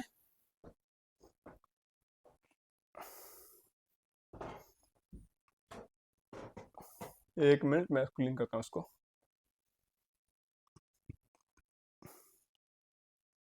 अब इसको सोल्व करो। क्वेश्चन पूछा है, the measurement of light energy emitted, absorbent या transmitted under control condition is called. बिल्कुल सिंपल क्वेश्चन है, नाम से पता पड़ रहा है आपको, आप इसको आराम से सोल्व कर दोगे। क्वेश्चन ये पूछ रहा है, जैसे आपके पास ये कोई सॉल्यूशन है, एक आपके पास ये कोई बर्तन है, उस बर्तन के अंदर ये कोई सॉल्यूशन डाला हुआ है, कोई भी किसी भी प्रकार का विलियन डाला हुआ है। अब इस विलियन पे यहाँ से कोई लाइट आई, लाइट इसके अंदर एब्जॉर्बेंस हुई और यहाँ से ये ट्रांसमिटेड हुई। तो ये जो लाइट इधर से आ रही है इसको हम बोलेंगे इमिटेड लाइट। यहाँ से लाइट ये एब्जॉर्बेंस मतलब इसका अवशोषण हो रहा है और ये ट्रांसमिटेड, इसकी पूरी प्रोसेस को हम क्या बोलेंगे, तो यहाँ इसका जो मेजरमेंट होगा उसको हम बोलेंगे फोटोमेट्री। बाकी एक भी इससे मिलान करता हुआ ऑप्शन नहीं है, फोटोमेट्री इसका सही है। इसको सॉल्व करो। ए टेक्निक क्या पूछा, a technique use to separate component in a mixer. अच्छा, एक से अधिक, ठीक है, mixer depending upon their affinity to stationary phase. अब देखो इसके अंदर स्टेनरी फेज की बात हो रही है, तो सीधी सी बात है, और ऊपर से कंपोनेंट के मिक्सर की बात हो रही है। आप जब भी क्रोमेटोग्राफी की डेफिनेशन पढ़ोगे उसमें ये आएगा कि क्रोमेटोग्राफी का यूज एक कंपोनेंट के मिक्सर को अलग अलग करने में यूज में लेते हैं। तो यहाँ पर स्टेनरी फेज, और देख लो सीधा सोल्व हो गया। जब स्टेनरी फेज की बात आई, हमें पता है कि क्रोमेटोग्राफी में दो फेज होती है, मोबाइल फेज और स्टेनरी फेज, इसका हो जाएगा आपके क्रोमेटोग्राफी। नेक्स्ट क्वेश्चन हमारा, विच of the following is not a component of electrophoresis. बिल्कुल सिंपल क्वेश्चन है। इसने पूछा है कि इलेक्ट्रोफोरेसिस का निम्नलिखित में से कंपोनेंट कौन सा नहीं है। तो आपको पता है कि इलेक्ट्रोफोरेसिस के अंदर एक इस प्रकार का चैम्बर होता है। इस चैम्बर के अंदर हम जेल भरते हैं। इस चैम्बर में हम क्या भरते हैं? हम जेल भरते हैं, एगोरोस जेल भरते हैं। इसका मतलब एक चैम्बर होता है। तो ये chamber containing support medium, medium group gel, तो ये बात सही है। फिर पूछा एनोड एंड कैथोड होते हैं। हमें पता है कि यहाँ पर नेगेटिव चार्ज होता है, ये तो उसका कैथोड हो जाएगा। ये होता है एनोड जिसपे होता है पॉजिटिव चार्ज, तो कैथोड और एनोड होते हैं। और फिर दे रखा लाइट। क्या आपने कभी इलेक्ट्रोफोरेसिस में लाइट को यूज में लिया है? नहीं लिया हमने। और ये पावर सप्लाई, मुझे पता है कि अगर इसमें लाइट, मुझे अगर इसमें करंट देना है तो मुझे यहाँ पर कोई न कोई पावर करना पड़ेगा, तो ये पावर सप्लाई होती है। इसका मतलब इसमें एक मीडिया भी होता है, ये एक पूरा एक चैम्बर होता है, कैथोड और एनोड भी होते हैं, पावर सप्लाई होती है। लाइट का हम इसमें सोर्स के रूप में उपयोग नहीं करते इलेक्ट्रोफोरेसिस के अंदर। अब देखो यहाँ से एक क्वेश्चन और पूछ रखा आपके सेकंड ग्रेड एग्जाम के अंदर, पूछ रखा था कि इलेक्ट्रोफोरेसिस के अंदर, क्वेश्चन सुनना। अब देखो ये क्वेश्चन अगर आपको ऐसे पूछता ना कि इलेक्ट्रोफोरेसिस के अंदर डीएनए किधर से किधर जाता, तो आप ऐसे कहते कि सर डीएनए के ऊपर नेगेटिव चार्ज होता है, तो डीएनए नेगेटिव इलेक्ट्रोड से पॉजिटिव इलेक्ट्रोड की ओर जाता है। लेकिन उसने ऑप्शन दे रखा था कि इलेक्ट्रोफोरेसिस के अंदर डीएनए का मूवमेंट किधर से किधर होता है, उसमें था कि कैथोड से एनोड, एनोड से कैथोड, ऐसे दे रखा था। तो वहां हम लोग कंफ्यूज हो जाते हैं कि नेगेटिव को कैथोड बोलेंगे, एनोड बोलेंगे। तो ध्यान रखना, डीएनए जो हमेशा होता है वो आपके कैथोड से जाता है, एनोड की तरफ जाता है। इस बात को कान खोल के सुन लेना। ये तो आपको याद रह जाएगा कि डीएनए पे नेगेटिव चार्ज है तो वो नेगेटिव से पॉजिटिव जाएगा, लेकिन जब कैथोड और एनोड की बात आएगी तो वहां हम हो जाते हैं कंफ्यूजन। तो ध्यान रखना, सी से ए की ओर, मतलब सी ए। तो पहले आएगा कैथोड, डीएनए, कैथोड पे नेगेटिव चार्ज होता है, एनोड पे पॉजिटिव चार्ज होता है, डीएनए पे नेगेटिव चार्ज है, तो यहाँ पर उनके बीच में प्रतिकर्षण होगा, तो डीएनए जाएगा एनोड की तरफ। आया समझ? ये क्वेश्चन किसी और लैब में पूछ रखा है, यहाँ तो आपके ये इसके कंपोनेंट के बारे में पूछ रखा था। तो अभी तक आपने देखे होंगे इलेक्ट्रोफोरेसिस के 4 क्वेश्चन आई, बिल्कुल सिंपल सिंपल क्वेश्चन है, बेसिक क्वेश्चन है। इस क्वेश्चन को सोल्व करो। एफिनिटी क्रोमेटोग्राफी के संदर्भ में निम्नलिखित कथनों पर मिलान कीजिए। ये 2000 अभी जो 22 वाला था जिसमें मेरा नहीं हुआ था, वेटिंग में आया था, मतलब ये उस एग्जाम का क्वेश्चन है। करो इसको सोल्व। अगर आपने क्रोमेटोग्राफी को अच्छे से पढ़ रखा है तो आप इसको आराम से सोल्व कर दोगे।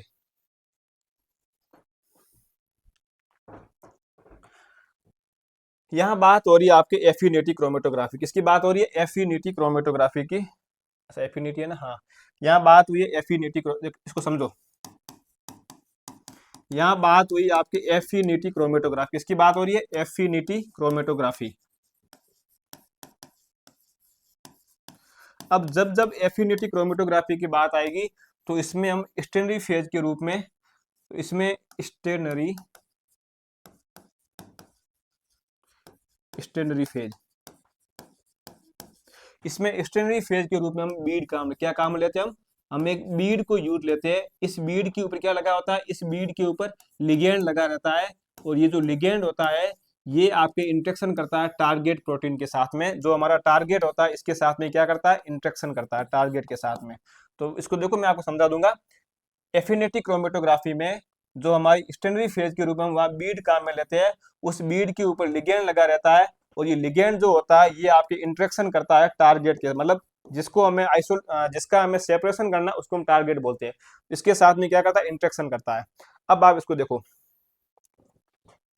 अब यहाँ पर क्या होता है? ये जैसे बीड है, ये क्या है? बीड है। इस बीड के ऊपर यहाँ पे एक आर्म होती है, यहाँ पर ये बीड है, इसके ऊपर एक मेटल की आर्म होती है। ये क्या है? एक मेटल की आर्म, मेटेलिक आर्म है, मतलब ये मेटल से बनी होती है, तो इसको हम बोलते हैं मेटेलिक आर्म्स। इस मेटेलिक आर्म के ऊपर यहाँ पे आपके लिगेंड लगा रहता है। यहाँ क्या लगा रहता है? यहाँ ये एक लिगेंड लगा रहता है, ये एक लिगेंड है। तो बीड के ऊपर मेटेलिक आर्म होगी, उस मेटेलिक आर्म के ऊपर क्या लगा होगा? लिगेंड लगा होगा। ये इसका लिगेंड लगा हुआ है, ये इसका लिगेंड, ये इसका लिगेंड। अब देखो मैंने यहाँ क्या लिखा, इसकी जो स्टेनरी फेज होती है उस पर बीड होता है, ये आपका एक बीड है। इस बीड के ऊपर आपके धातु की एक भुजा बनी होती है, मेटेलिक आर्म होती है। इस मेटेलिक आर्म पे लिगेंड लगा रहता है। ये लिगेंड जो होता है ये आपके जो टारगेट प्रोटीन होगा, सॉरी जो आपका टारगेट होगा उसके साथ में क्या करेगा? ये इंटरेक्शन करेगा। तो इसका जो इस एफिनिटी क्रोमेटोग्राफी में जो सेपरेशन का जो आधार है वो लिगेंड तथा टारगेट के बीच में होने वाली इंटरेक्शन के ऊपर बेस होता है। जिस प्रकार का टारगेट होगा उस प्रकार का हम लिगेंड काम में लेंगे। जैसे एग्जांपल देखो, अब जैसे आपके पास ये लिगेंड इधर, ये जैसे लिगेंड है और इधर आपके पास टारगेट। अब आपके पास अगर टारगेट के रूप में आप यूज में ले रहे हो कि आपको मतलब जो आइसोलेट करना है वो आपको आपको जैसे एंटीबॉडी को अलग करना है ना, आपको जैसे एंटीबॉडी को आपको उसका सेपरेशन करना है, तो लिगेंड के रूप में आपको काम लेना पड़ेगा, एंटीजन का काम लेना पड़ेगा। अगर आपको जैसे कोई कोगुलेशन फैक्टर है, कोगुलेशन फैक्टर मतलब स्कंदक कारक, इसको हम क्या बोलते हैं, कोई स्कंदक कारक है या कोई कोगुलेशन फैक्टर है, तो अगर आपको सेपरेट करना है तो आपको इसके लिए काम लेना पड़ेगा हिपेरिन। क्या काम लेना पड़ेगा आपको? आपको हिपेरिन काम में लेना पड़ेगा। अब आपके पास अगर एविडिन प्रोटीन है, आपके पास अगर एविडिन प्रोटीन है, आपके पास अगर एविडिन प्रोटीन है, तो जो एविडिन प्रोटीन होता है इसके लिए लिगेंड के रूप में काम करता है आपके बायोटिन विटामिन। कौन सा काम करता है? बायोटिन विटामिन जो होता है वो काम करता है लिगेंड के रूप में। अगर आपके पास में इम्यूनोग्लोबिन है, आपके पास में इम्यूनोग्लोबिन है और आपको इम्यूनोग्लोबिन को अगर आपको सेपरेट करना है तो आपको यहाँ पर protein G and protein A को आपको यूज में लेना पड़ेगा। और इस प्रकार के और भी ये कई सारे होते हैं, ये कम से कम 10-15 प्रकार के हैं। मतलब जैसा आपको, अब जैसे आपके पास एंजाइम है, आपको एंजाइम को सेपरेट करना है, तो आपको पता है कि अगर मुझे मेरे पास टारगेट के रूप में एंजाइम है तो इस एंजाइम को सेपरेट करने के लिए लिगेंड के रूप में मैं काम लूंगा, सबस्ट्रेट को काम लूंगा, मतलब शायद इसको हिंदी में बोलेंगे अभिकारक। तो एंजाइम को सेपरेट करने के लिए हम सबस्ट्रेट को काम में लेते हैं। अगर एंटीबॉडी को अगर काम में ले रहा हूँ, मुझे इसका सेपरेट करना है, तो मुझे लिगेंड के रूप में यहाँ पर एंटीजन काम में लेगा। अगर हमारा टारगेट के रूप में कोगुलेशन फैक्टर है, स्कंदक कारक है, तो लिगेंड के रूप में मैं हिपेरिन को काम में लूंगा। अगर हमारा टारगेट एविडिन प्रोटीन है तो मैं यहाँ बायोटिन विटामिन काम में लूंगा। ये इसके स्पेशल होते हैं, मतलब इस हिपेरिन की इंटरेक्शन इसके साथ में अच्छी होती है, इसलिए दोनों काम में लिए जाते हैं। तो यहाँ पे आपको यही क्वेश्चन पूछ रखा है। आप देखो इसको, एफिनिटी क्रोमेटोग्राफी दे रखी है, यहाँ पर आपको लिगेंड दे रखे है, उसके साथ में आपको दे रखा है इधर ये टारगेट मॉलिक्यूल दे रखा है। अब आप देखो इधर, मैंने आपको अभी बताया था। अब आपको ये तो आप सबको आता होगा क्योंकि जो हिपेरिन होता है वो आपके कोगुलेशन फैक्टर होता है, मतलब वो एक प्रोटीन है जो रक्त स्कंदन में काम आती है। तो इसका हो जाएगा हिपेरिन का हो जाएगा आपके 1 नंबर, सी का हो जाएगा 1 नंबर। तो सी का 1 यहाँ आ रहा, इसका मतलब ये भी नहीं होगा और ये भी नहीं होगा। अब हमारे पास 2 ऑप्शन बचे, सी का 1। उसके बाद हमने अभी पढ़ा था कि जो आपके बायोटिन जो विटामिन होता है, बायोटिन कंटेनिंग एंजाइम जो होता है या जो बायोटिन विटामिन है, ये आपकी एफिनिटी होती है इसकी एविडिन के साथ में। इसका मतलब ए के साथ में आएगा आपके सेकंड आ जाएगा, ए के साथ में आएगा सेकंड। तो ए के साथ में सेकंड आ रहा है यहाँ पर, इसका राइट हो जाएगा ये। फिर बी के साथ में fourth protein A and G, हमने पढ़ा था इम्यून, अगर टारगेट प्रोटीन के रूप में इम्यूनोग्लोबिन होगा तो इसका राइट आंसर हो जाएगा ये। अब मुझे याद आ रहा है ये 2022 वाला एग्जाम था, उसमें क्वेश्चन था, मैं इस क्वेश्चन को गलत करके आया था क्योंकि मुझे इसमें से केवल एक हिपेरिन का आ रहा था, बाकी मुझे इसमें कुछ नहीं आ रहा था। मुझे केवल हिपेरिन का पता था कि ये कोगुलेशन फैक्टर के रूप में इसके साथ में जाके बाइंड होता है। तो मैंने इन दो को तो मैंने एलिमिनेट कर लिया था, लेकिन ये जो 2 ऑप्शन है 2 नंबर 3 नंबर, यहाँ आके मैं फंस गया था और मुझे याद है कि मैं इसका 3 करके आया था, मैंने 2 नहीं किया था। तो ये क्वेश्चन होते हैं 50-50% वाले। तो आपके इसका आंसर हो जाएगा 2 नंबर। आया समझ में ये क्वेश्चन कैसे सोल्व होगा? अगला क्वेश्चन देखो, नेक्स्ट क्वेश्चन है गैस क्रोमेटो, अधिक वापस आ गया, गैस क्रोमेटोग्राफी में मोबाइल फेज के रूप में, गैस क्रोमेटोग्राफी में मोबाइल फेज के रूप में, गैस क्रोमेटोग्राफी में मोबाइल फेज के रूप में निम्नलिखित में से कौन सी गैस का उपयोग किया जाता है? तो मैंने बताया था हाइड्रोजन, अगर हाइड्रोजन ऑप्शन नहीं तो हीलियम, हीलियम नहीं हो तो नाइट्रोजन। आया समझ में? तो यहाँ हाइड्रोजन को यूज लेते हैं। और ये सब कैसी इनर्ट गैसें होती है जो सैंपल या एनालाइट के साथ में इंटरेक्ट नहीं करती है, क्योंकि ये सब अक्रिय गैसें है। ये क्वेश्चन सोल्व करो। एसडीएस, ये देखो वापस आ गया, एसडीएस फेज का आ गया। एसडीएस फेज में, एसडीएस फेज में प्रोटीन सैंपल, 1 मिनट, हाँ अब सोल्व करो। क्वेश्चन दे रखा है इसने कि एसडीएस फेज में, पेज में प्रोटीन का प्रतिदेश सर्वप्रथम, the protein sample is first. मैंने आपको पूरा स्टेप बताया था ना कि प्रोटीन के सैंपल के ऊपर फर्स्ट आपको रिड्यूसिंग एजेंट को काम में लेना है। रिड्यूसिंग एजेंट उसको डीनेचर करेगा, उसको छोटे छोटे खंडों में तोड़ देगा प्रोटीन को। उसके बाद में आपको एचडीएस काम में लेना है। एचडीएस के अंदर सल्फेट ग्रुप होता है, वो एक नेगेटिव प्रोवाइड कराता है। तो सल्फेट ग्रुप जाके प्रोटीन के ऊपर जाके बाइंड हो जाएगा, वो प्रोटीन को नेगेटिव चार्ज प्रोवाइड कराएगा। तो देखो इसका फर्स्ट ऑप्शन यही है कि एचडीएस फेज में प्रोटीन के ऊपर आप सबसे पहले क्या करोगे। तो मैंने आपको बताया था कि प्रोटीन को सबसे पहले आपको रिड्यूसिंग एजेंट के साथ में इसको आपको ट्रीट करना है। रिड्यूसिंग एजेंट में क्या काम लेंगे, एक तो हम काम में लेते हैं डीडीटी, एक हम काम लेते हैं बीटा मर्केप्टोल इथेनॉल। उसके बाद क्या कहा था, एंड देन विथ, उसके साथ में क्या लेंगे, एनाइनिक डिटर्जेंट। एनाइनिक डिटर्जेंट का एग्जांपल होता है आपके एचडीएस। क्या एग्जांपल है, HDS sodium dodecyl sulphate follow by electrophoresis. उसके बाद आप उसको इलेक्ट्रोफोरेसिस पे रन करा दो। आया समझ में, ये मैंने आपको पीछे बता दिया था। इसका हो जाएगा 1 नंबर।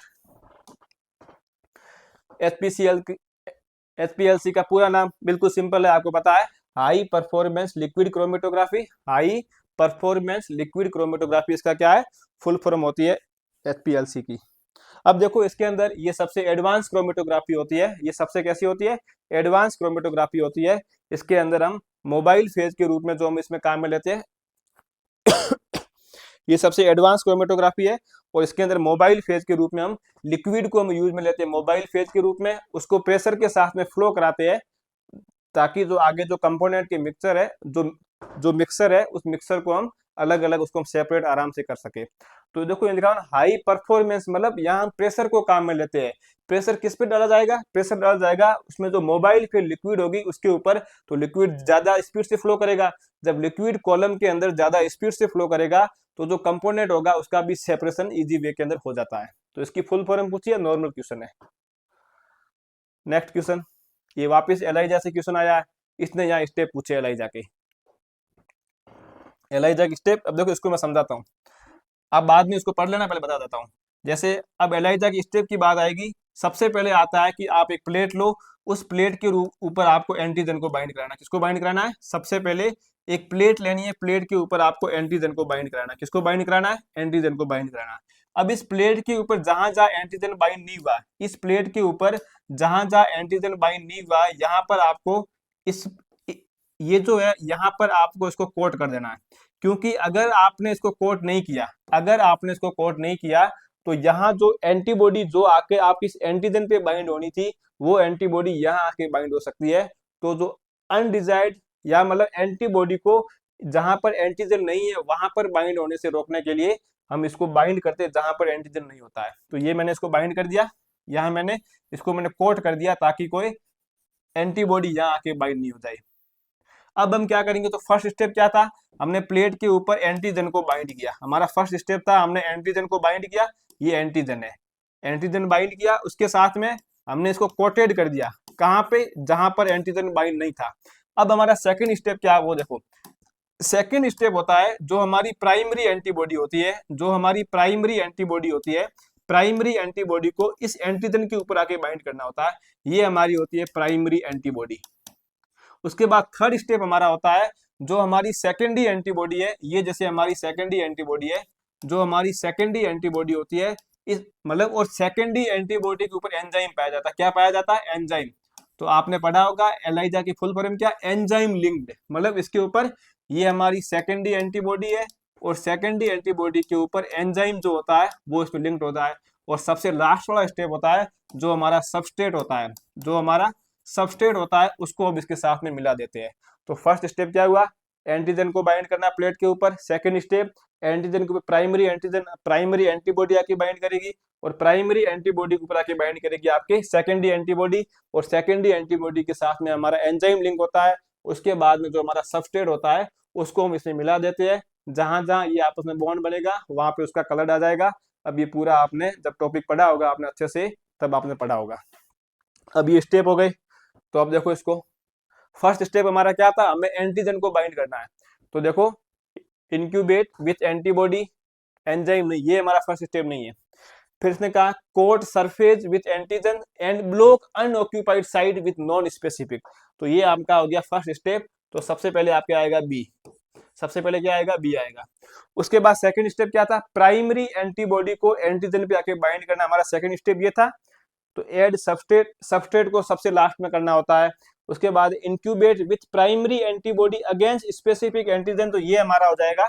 उसके बाद है डी, बी के बाद आ रहा है डी। उसके बाद हमारा क्या था, उसके बाद था कि सेकेंडरी एंटीबॉडी को हमें बाइंड करना है, तो ये आपके प्राइमरी सबस्ट्रेट, हाँ ये। अब इसके बाद हमारा थर्ड ऑप्शन क्या था, हमारा थर्ड स्टेप था कि सेकेंडरी एंटीबॉडी के साथ में एंजाइम को लिंक करके उसको लाके प्राइमरी एंटीबॉडी पे बाइंड करना है। तो ये आप देख लो, incubate with antibody enzyme enzyme conjugate that bind to primary antibody, तो हमारा ये हो जाएगा। इसके बाद आ जाएगा ए नंबर, इसके बाद हमारा हो जाएगा ए नंबर, ये ए, और सबसे लास्ट हो जाएगा सी वाला, तो क्या हो जाएगा B D A C, B D A C. ये देखो बी डी ए सी कहाँ आ रहा है, तो बी डी सी ए सी यहाँ आ रहा है, इसका सही यही हो जाएगा। सबसे पहले एंटीजन को बाइंड करना है, एंटीजन के बाद में इस एंटीजन के ऊपर, सबसे पहले आपको एंटीजन को बाइंड करना है, एंटीजन के बाद इस एंटीजन के ऊपर प्राइमरी एंटीबॉडी को बाइंड करना है, और प्राइमरी एंटीबॉडी के बाद प्राइमरी एंटीबॉडी से आपको सेकेंडरी एंटीबॉडी को बाइंड करना है, और सेकेंडरी एंटीबॉडी के साथ एंजाइम पाया जाएगा, और सबसे लास्ट में आपका जो सबस्ट्रेट होगा उसको अब इसके अंदर मिलाना है। ये इसके स्टेप होते हैं पूरे। इसको सॉल्व करो अब आगे वाले क्वेश्चन को। इसने पूछा विच of the following low state that the proportional to incident radiation absorbed by a given sample is independent to the intensity of the incident of radiation। ठीक है, सिंपल क्वेश्चन है। मुझे मेरा इंटरव्यू याद आ रहा है, मेरे इंटरव्यू में अगर कोई सबसे मतलब मैं कहूँ ना, मतलब जहाँ पे सबसे नेगेटिव इफेक्ट पड़ा है, जहाँ तक मुझे लगता है वो यहाँ मतलब इस क्वेश्चन में पड़ा है। मेरे इंटरव्यू मुझे पूछा गया था कि आपने स्पेक्ट्रोफोटोमेट्री पढ़ी है, तो अब वहाँ पर मना नहीं कर सकते, वो अपन से ये तो उम्मीद करते हैं ना भाई प्रोफेसर बनने आए तो स्पेक्ट्रोफोटोमेट्री के बारे में पता होगा।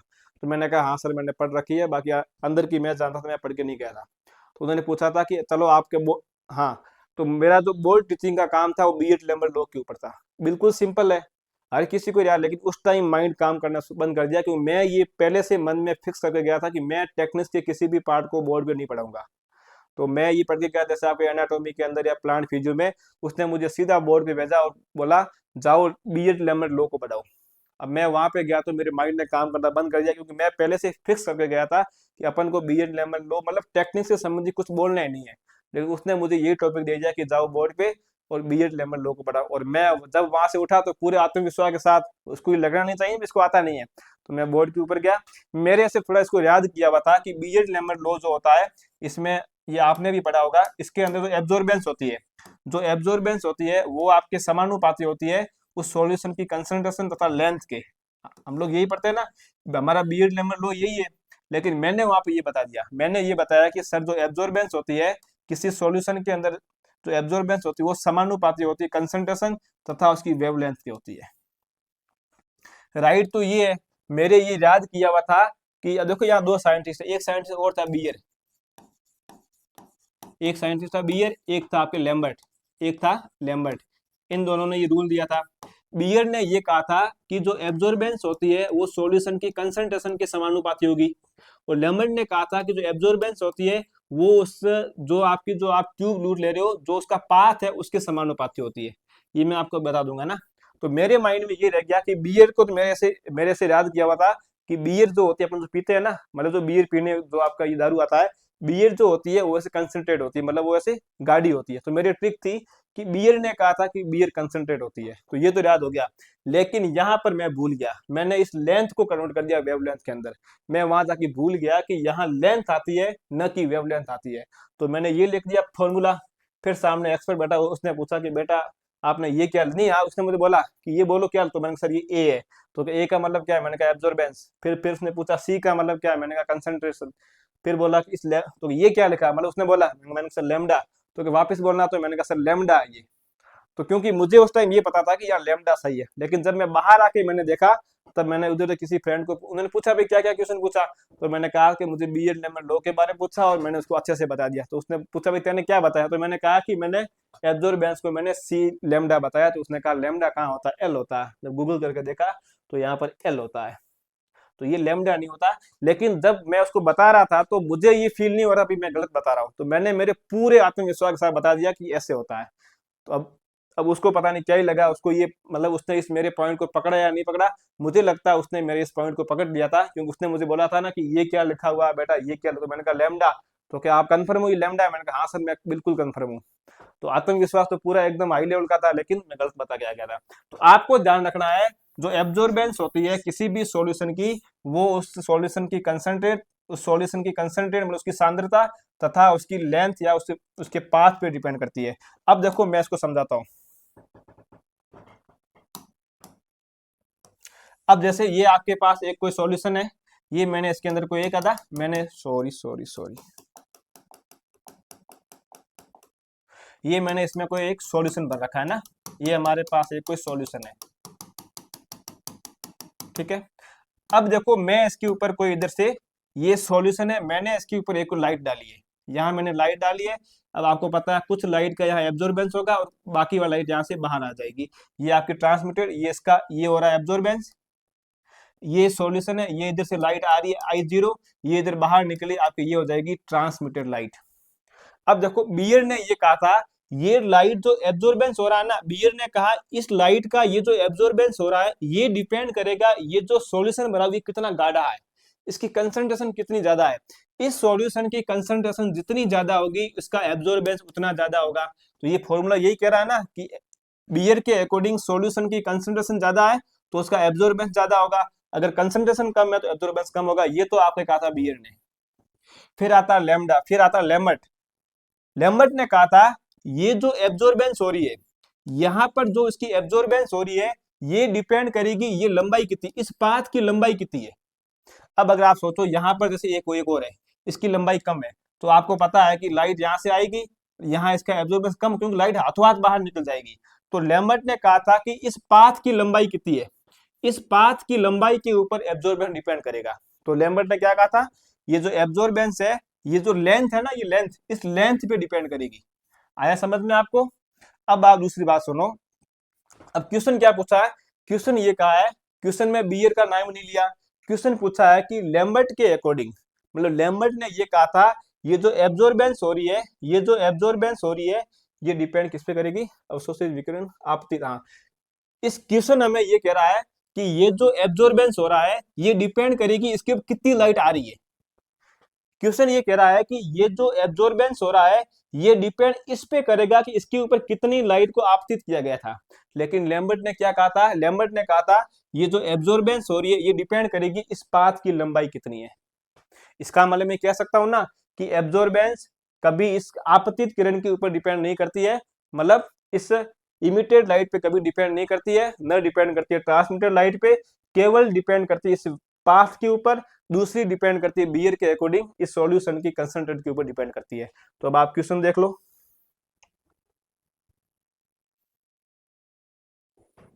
तो क्या क्या है, निम्नलिखित में से कौन सा नियम ये बताता है किसी दिए गए सैंपल द्वारा अवशोषित विकिरण की मात्रा आपतित विकिरण की तीव्रता से स्वतंत्र होती है। इसका मतलब जो आपतित हो रही है, जो अवशोषण हो रही है, जो निकल रही है, सब आपस में एक दूसरे से स्वतंत्र है, इंडिपेंडेंट है। तो आपको पता है इसका आंसर हो जाएगा लेम्बर्ट लॉ। अब एक रूल आता है फिक लॉ।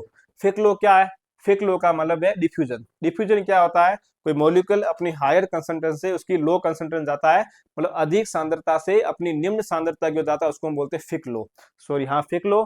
स्नेल स्नेल लो क्या है, स्नेल लो ये होता है जैसे ये आपके यहाँ पर कोई प्रकाश की किरण जब एक माध्यम से दूसरे माध्यम में जाती है तो वो थोड़ी बेंड हो जाती है या वो अभिलंब से हट जाती है, इसको हम बोलते हैं स्नेल का लो।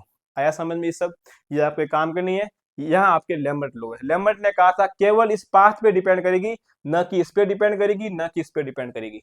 और ध्यान रखना एल जो होता है वो सी एल के समानुपाती है, सी लेमडा के नहीं है, क्योंकि लेमडा जो होता है बोलने में आप उसको लेंथ को वेवलेंथ बोल सकते हो, मतलब ऐसे आप ऐसे निकल सकता है ना फ्लो में, जैसे मेरे निकला था इंटरव्यू में। तो ध्यान रखना ये सी एल के समानुपाती है, सी इसकी हो जाएगी कंसंट्रेट, एल हो जाएगी उसकी पाथ। अगले क्वेश्चन को सोल्व करो। निम्नलिखित में से कौन सी प्रक्रिया कोशिकाओं से कोशिकांगों को केवल आकार एवं आकृति के आधार पर अलग करने हेतु उपयोग की जाती है। बिल्कुल अच्छा क्वेश्चन है, ये आपके अभी लास्ट वाले 2000 जो अभी लेटेस्ट एग्जाम था फर्स्ट ग्रेड उसमें पूछा था। देखो मैं बताता हूँ, आपके एक आती है डिफरेंशियल सेंट्रीफ्यूगेशन। इस सेंट्रीफ्यूगेशन के अंदर जो आपके जो सेपरेशन होता है वो डेंसिटी के ऊपर होता है, किस पे होता है, डेंसिटी के ऊपर इसमें सेपरेशन किया जाता है। डेंसिटी तथा साइज है ना मेरे साथ, density and size, isopycnic rate zonal. हाँ, यहाँ पर डेंसिटी पे किया जाता है, सॉरी, यहाँ पर डेंसिटी के ऊपर है ना। अब बात आती है रेड जोनल।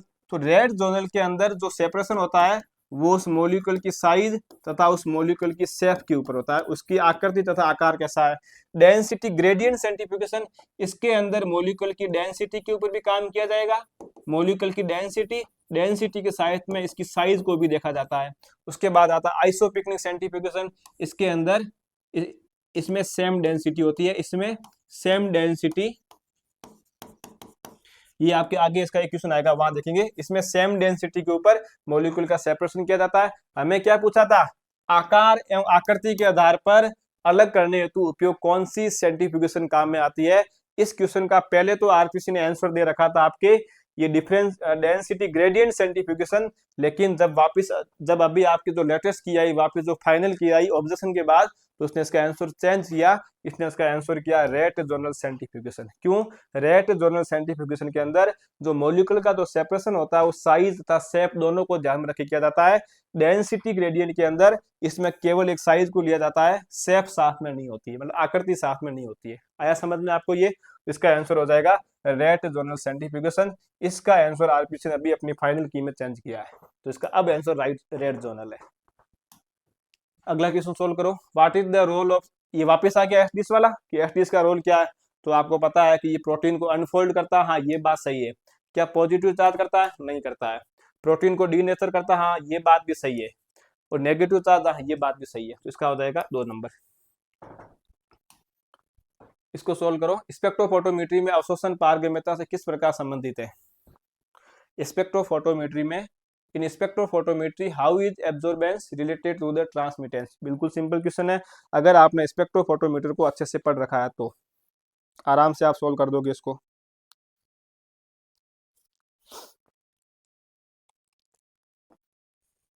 देखो मैं समझाता हूं, यहां दे रखा है एक आपकी लाइट दे रखी है transmitted light, transmitted light. Transmitted light का मतलब होता है, इसको आप बोलोगे टी, मतलब सैंपल से निकलने वाली, सैंपल से निकलने वाली लाइट को हम क्या बोलते हैं, ट्रांसमिटेड लाइट बोलते हैं। और एक आपके होता है एब्जॉर्बेंस, मतलब एब्जॉर्बेंस लाइट मतलब ऐसी लाइट जिसका अवशोषण होता है, मतलब जो उस सैंपल के अंदर जिसका अवशोषण होता है ना, ये इसको बोलते हैं। अब आपको इसका फॉर्मूला होता है स्पेक्ट्रोमीटर में, एब्जॉर्बेंस बराबर हो जाएगा माइनस लॉग टी। क्या होता है, माइनस लॉग टी। मतलब जो एब्जॉर्बेंस होती है वो नेगेटिव में लोगरिथम ट्रांसमिटेड होती है। इसको मैं समझाता हूँ, देखो ये नेगेटिव क्यों, इसका मैं बताता हूँ। नेगेटिव इसलिए होती है, जैसे आपके पास ये एक कोई बर्तन है, उसके अंदर ये कोई सॉल्यूशन डाला हुआ है, यहाँ से ये कोई एक लाइट आई, अब ये लाइट यहाँ आके इसका थोड़ा अवशोषण हुआ, बाकी ये बाहर निकल गई। मैंने ये, अपन मानते हैं कि मैंने यहाँ पे लाइट डाली थी 100 यूनिट, कितनी लाइट डाली थी 100 यूनिट, इनमें से 20 यूनिट का तो हो गया अवशोषण, बाकी वाली 80 यूनिट का क्या हो गया आपके, ये ट्रांसमिटेड हो गई। इसका मतलब मैं कह सकता हूँ यहाँ पर ट्रांसमिटेड लाइट ज्यादा है, यहाँ पर ट्रांसमिटेड लाइट ज्यादा है, तथा जो एब्जॉर्बेंस होने वाली लाइट कम है, क्योंकि ट्रांसमिटेड कितनी हो रही है 80 यूनिट आ रही है, और एब्जॉर्बेंस कितनी है 20 यूनिट है। अब मैंने एक और ले लिया, ये मैंने एक और बर्तन लिया, मैंने लाइट डाली, यहाँ इसका एब्जॉर्बेंस हुआ और ये वापस निकल गई।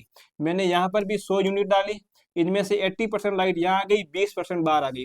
इसका मतलब इस पात्र के अंदर जो आपके ट्रांसमिटेड लाइट है वो तो कम है, और जो एब्जॉर्बेंस लाइट है, वो ज्यादा है। वो लाइट कैसी है, ज्यादा है। इसका मतलब मैं कह सकता हूँ एब्जॉर्बेंस और ट्रांसमिटेड एक दूसरे के ऑपोजिट है। जब एक दूसरे के ऑपोजिट है तो हम यहाँ पे चिन्ह काम लेते हैं नेगेटिव चिन्ह।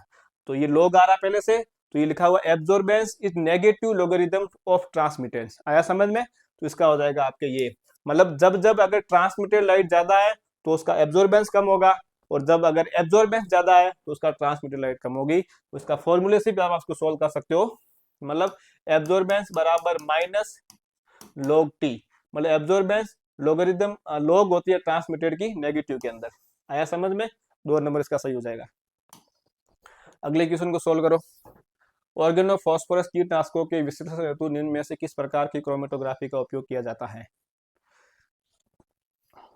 अब देखो इस क्वेश्चन को आप दो तरीके सोल्व करना। आप मान लो कि ये ऑप्शन होते नहीं, ये नीचे वाले कोड नहीं होते, फिर आपको वो ऐसे बोलता कि बताओ इसका आंसर क्या होगा। देखो क्योंकि आंसर चेंज होगा, अगर ये कोड नहीं होते तो इसका आंसर क्या होगा, अगर ये कोड है तो उसका आंसर क्या होगा। अब अगर ये कोड दे रखे तो उसका आंसर हो जाएगा ए बी सी डी सब, है ना, ध्यान रखना। अगर ये दे रखा सब तो इसका सब सही है, लेकिन ये नहीं होता तो इसका आंसर क्या होगा। अब आप इसको सोल्व करो, अगर ये नहीं होते कोड आगे तो इसका आंसर क्या होता।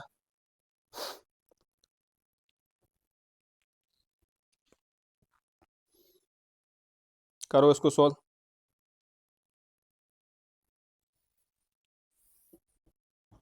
देखो इधर यहाँ पर एक आपके मॉलिक्यूल दे रखा है ऑर्गेनो फॉस्फोरस पेस्टिसाइड।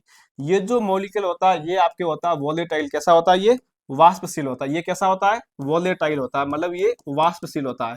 वोलेटाइल का मतलब जब मैं इसको इस मॉलिक्यूल को मैं गर्म करूंगा तो इसकी क्या बन जाएगी, वाष्प बन जाएगी, मतलब इसके वेपर बन जाएंगे। क्या बन जाएंगे, इसकी वाष्प बन जाएगी, इसके वेपर बन जाएंगे। इसका मतलब ये जो अब जिस मॉलिक्यूल जो वोलेटाइल मॉलिक्यूल होते हैं, जो वेपर होती है, इसका जो एनालिसिस होता है, इसका जो एनालिसिस होता है वो आपके किया जाता है गैस लिक्विड क्रोमेटोग्राफी। किसके द्वारा किया जाता है, गैस लिक्विड क्रोमेटोग्राफी के द्वारा। जो वोलेटाइल मॉलिक्यूल होते हैं उनका जो सेपरेशन करना होता है तो उसके लिए हम काम में लेते हैं गैस लिक्विड क्रोमेटोग्राफी। आया समझ में। तो ये जो ऑर्गेनो फॉस्फोरस पेस्टिसाइड है ये वोलेटाइल नेचर का होता है। जब आप इसको गर्म करोगे तो ये वाष्प के रूप में उड़ना शुरू हो जाएगा। तो जो मॉलिक्यूल वोलेटाइल होते हैं उनका अगर आपको उनको सेपरेशन करना है, उनका अगर आपको एनालिसिस करना है तो उसके लिए हम काम में लेते हैं गैस लिक्विड क्रोमेटोग्राफी। तो इसका अगर ये ऑप्शन नहीं होते तो होता गैस लिक्विड क्रोमेटोग्राफी, या कोड दे रखिए तो आप इसको ABCD सभी कर दो। अगला क्वेश्चन सोल्व करो। The technique of separating different colloidal material from the, इस क्वेश्चन को सोल्व करके बताओ मुझे। बहुत अच्छा क्वेश्चन है, इसको सोल्व करो। जिसको आता है वो कर दो, नहीं आता उसके लिए मैं हूं। कॉलोइडल मटेरियल, देखो इधर अभी जिसको आता है उसने सोल्व कर दिया, अगर नहीं आता उसको मैं बताता हूँ। जब जब बात आई कॉलोइडल नेचर की तो ये जो कॉलोइडल जो मटेरियल होते हैं इनके ऊपर क्या पाया जाता है, चार्ज पाया। ये कैसे है, चार्ज मॉलिक्यूल। ये कैसे है, चार्ज मॉलिक्यूल होते हैं। ये चार्ज मॉलिक्यूल है या ये चार्ज पार्टिकल होते हैं। इसका मतलब इसके ऊपर नेगेटिव या पॉजिटिव चार्ज पाया जाएगा। अब जब चार्ज की बात आई है तो आपको पता है कि चार्ज किसके द्वारा होता है। तो चार्ज की बात आएगी तो चार्ज के अंदर इलेक्ट्रोफोरेसिस को हम काम में लेते हैं। तो क्या आंसर होगा, इलेक्ट्रोफोरेसिस। अब आपने पढ़ा होगा कि इलेक्ट्रोफोरेसिस के द्वारा इसका जो यूज होता है वो DNA के सेपरेशन में काम आता है, RNA के सेपरेशन में काम आता है, प्रोटीन के सेपरेशन में काम आता है, और जो कॉलोइडल नेचर के जो पार्टिकल होते हैं उनके सेपरेशन में भी ये काम आता है। अब अपन देखते हैं हमारी आज की क्लास का लास्ट क्वेश्चन। सोल्व करो। Which of the following can be separated by isopycnic centrifugation technique. Solve करो। इसमें मैंने कहा था आइसोपिकनिक सेंट्रीफ्यूगेशन के बारे में दे रखा है कि इसका सेपरेशन किसके द्वारा, मतलब आइसोपिकनिक के अंदर किस किस का आप सेपरेशन कर पाओगे। करो सोल्व, इतने मैं आपको बता देता हूँ इधर।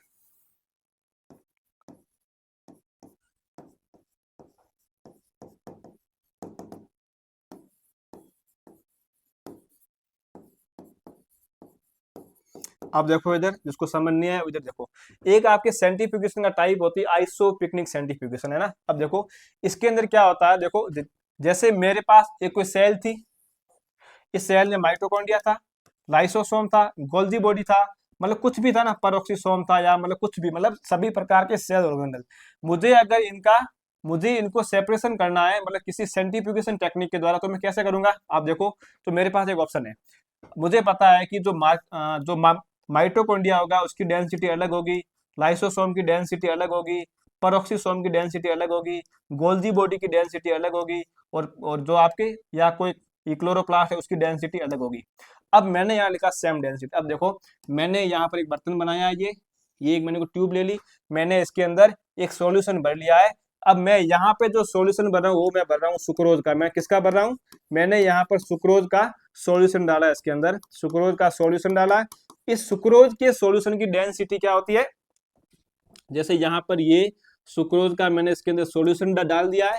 अब मैं मानता हूं यहाँ जो, अब आपको पता है ना, हम नीचे जाते हैं डेंसिटी धीरे धीरे डेंसिटी बढ़ती है। मैं मानता हूँ कि यहाँ पे डेंसिटी 1.1 है, यहाँ पर 1.5 है, यहाँ पर 1.8 है, यहाँ पर 1.9 है, यहाँ हो जाएगी ये 2.5 डेंसिटी। मतलब नीचे जाने पर डेंसिटी धीरे धीरे बढ़ रही है। अभी तक आपको ये समझ नहीं आएगा सेम डेंसिटी, अब आपको आएगा।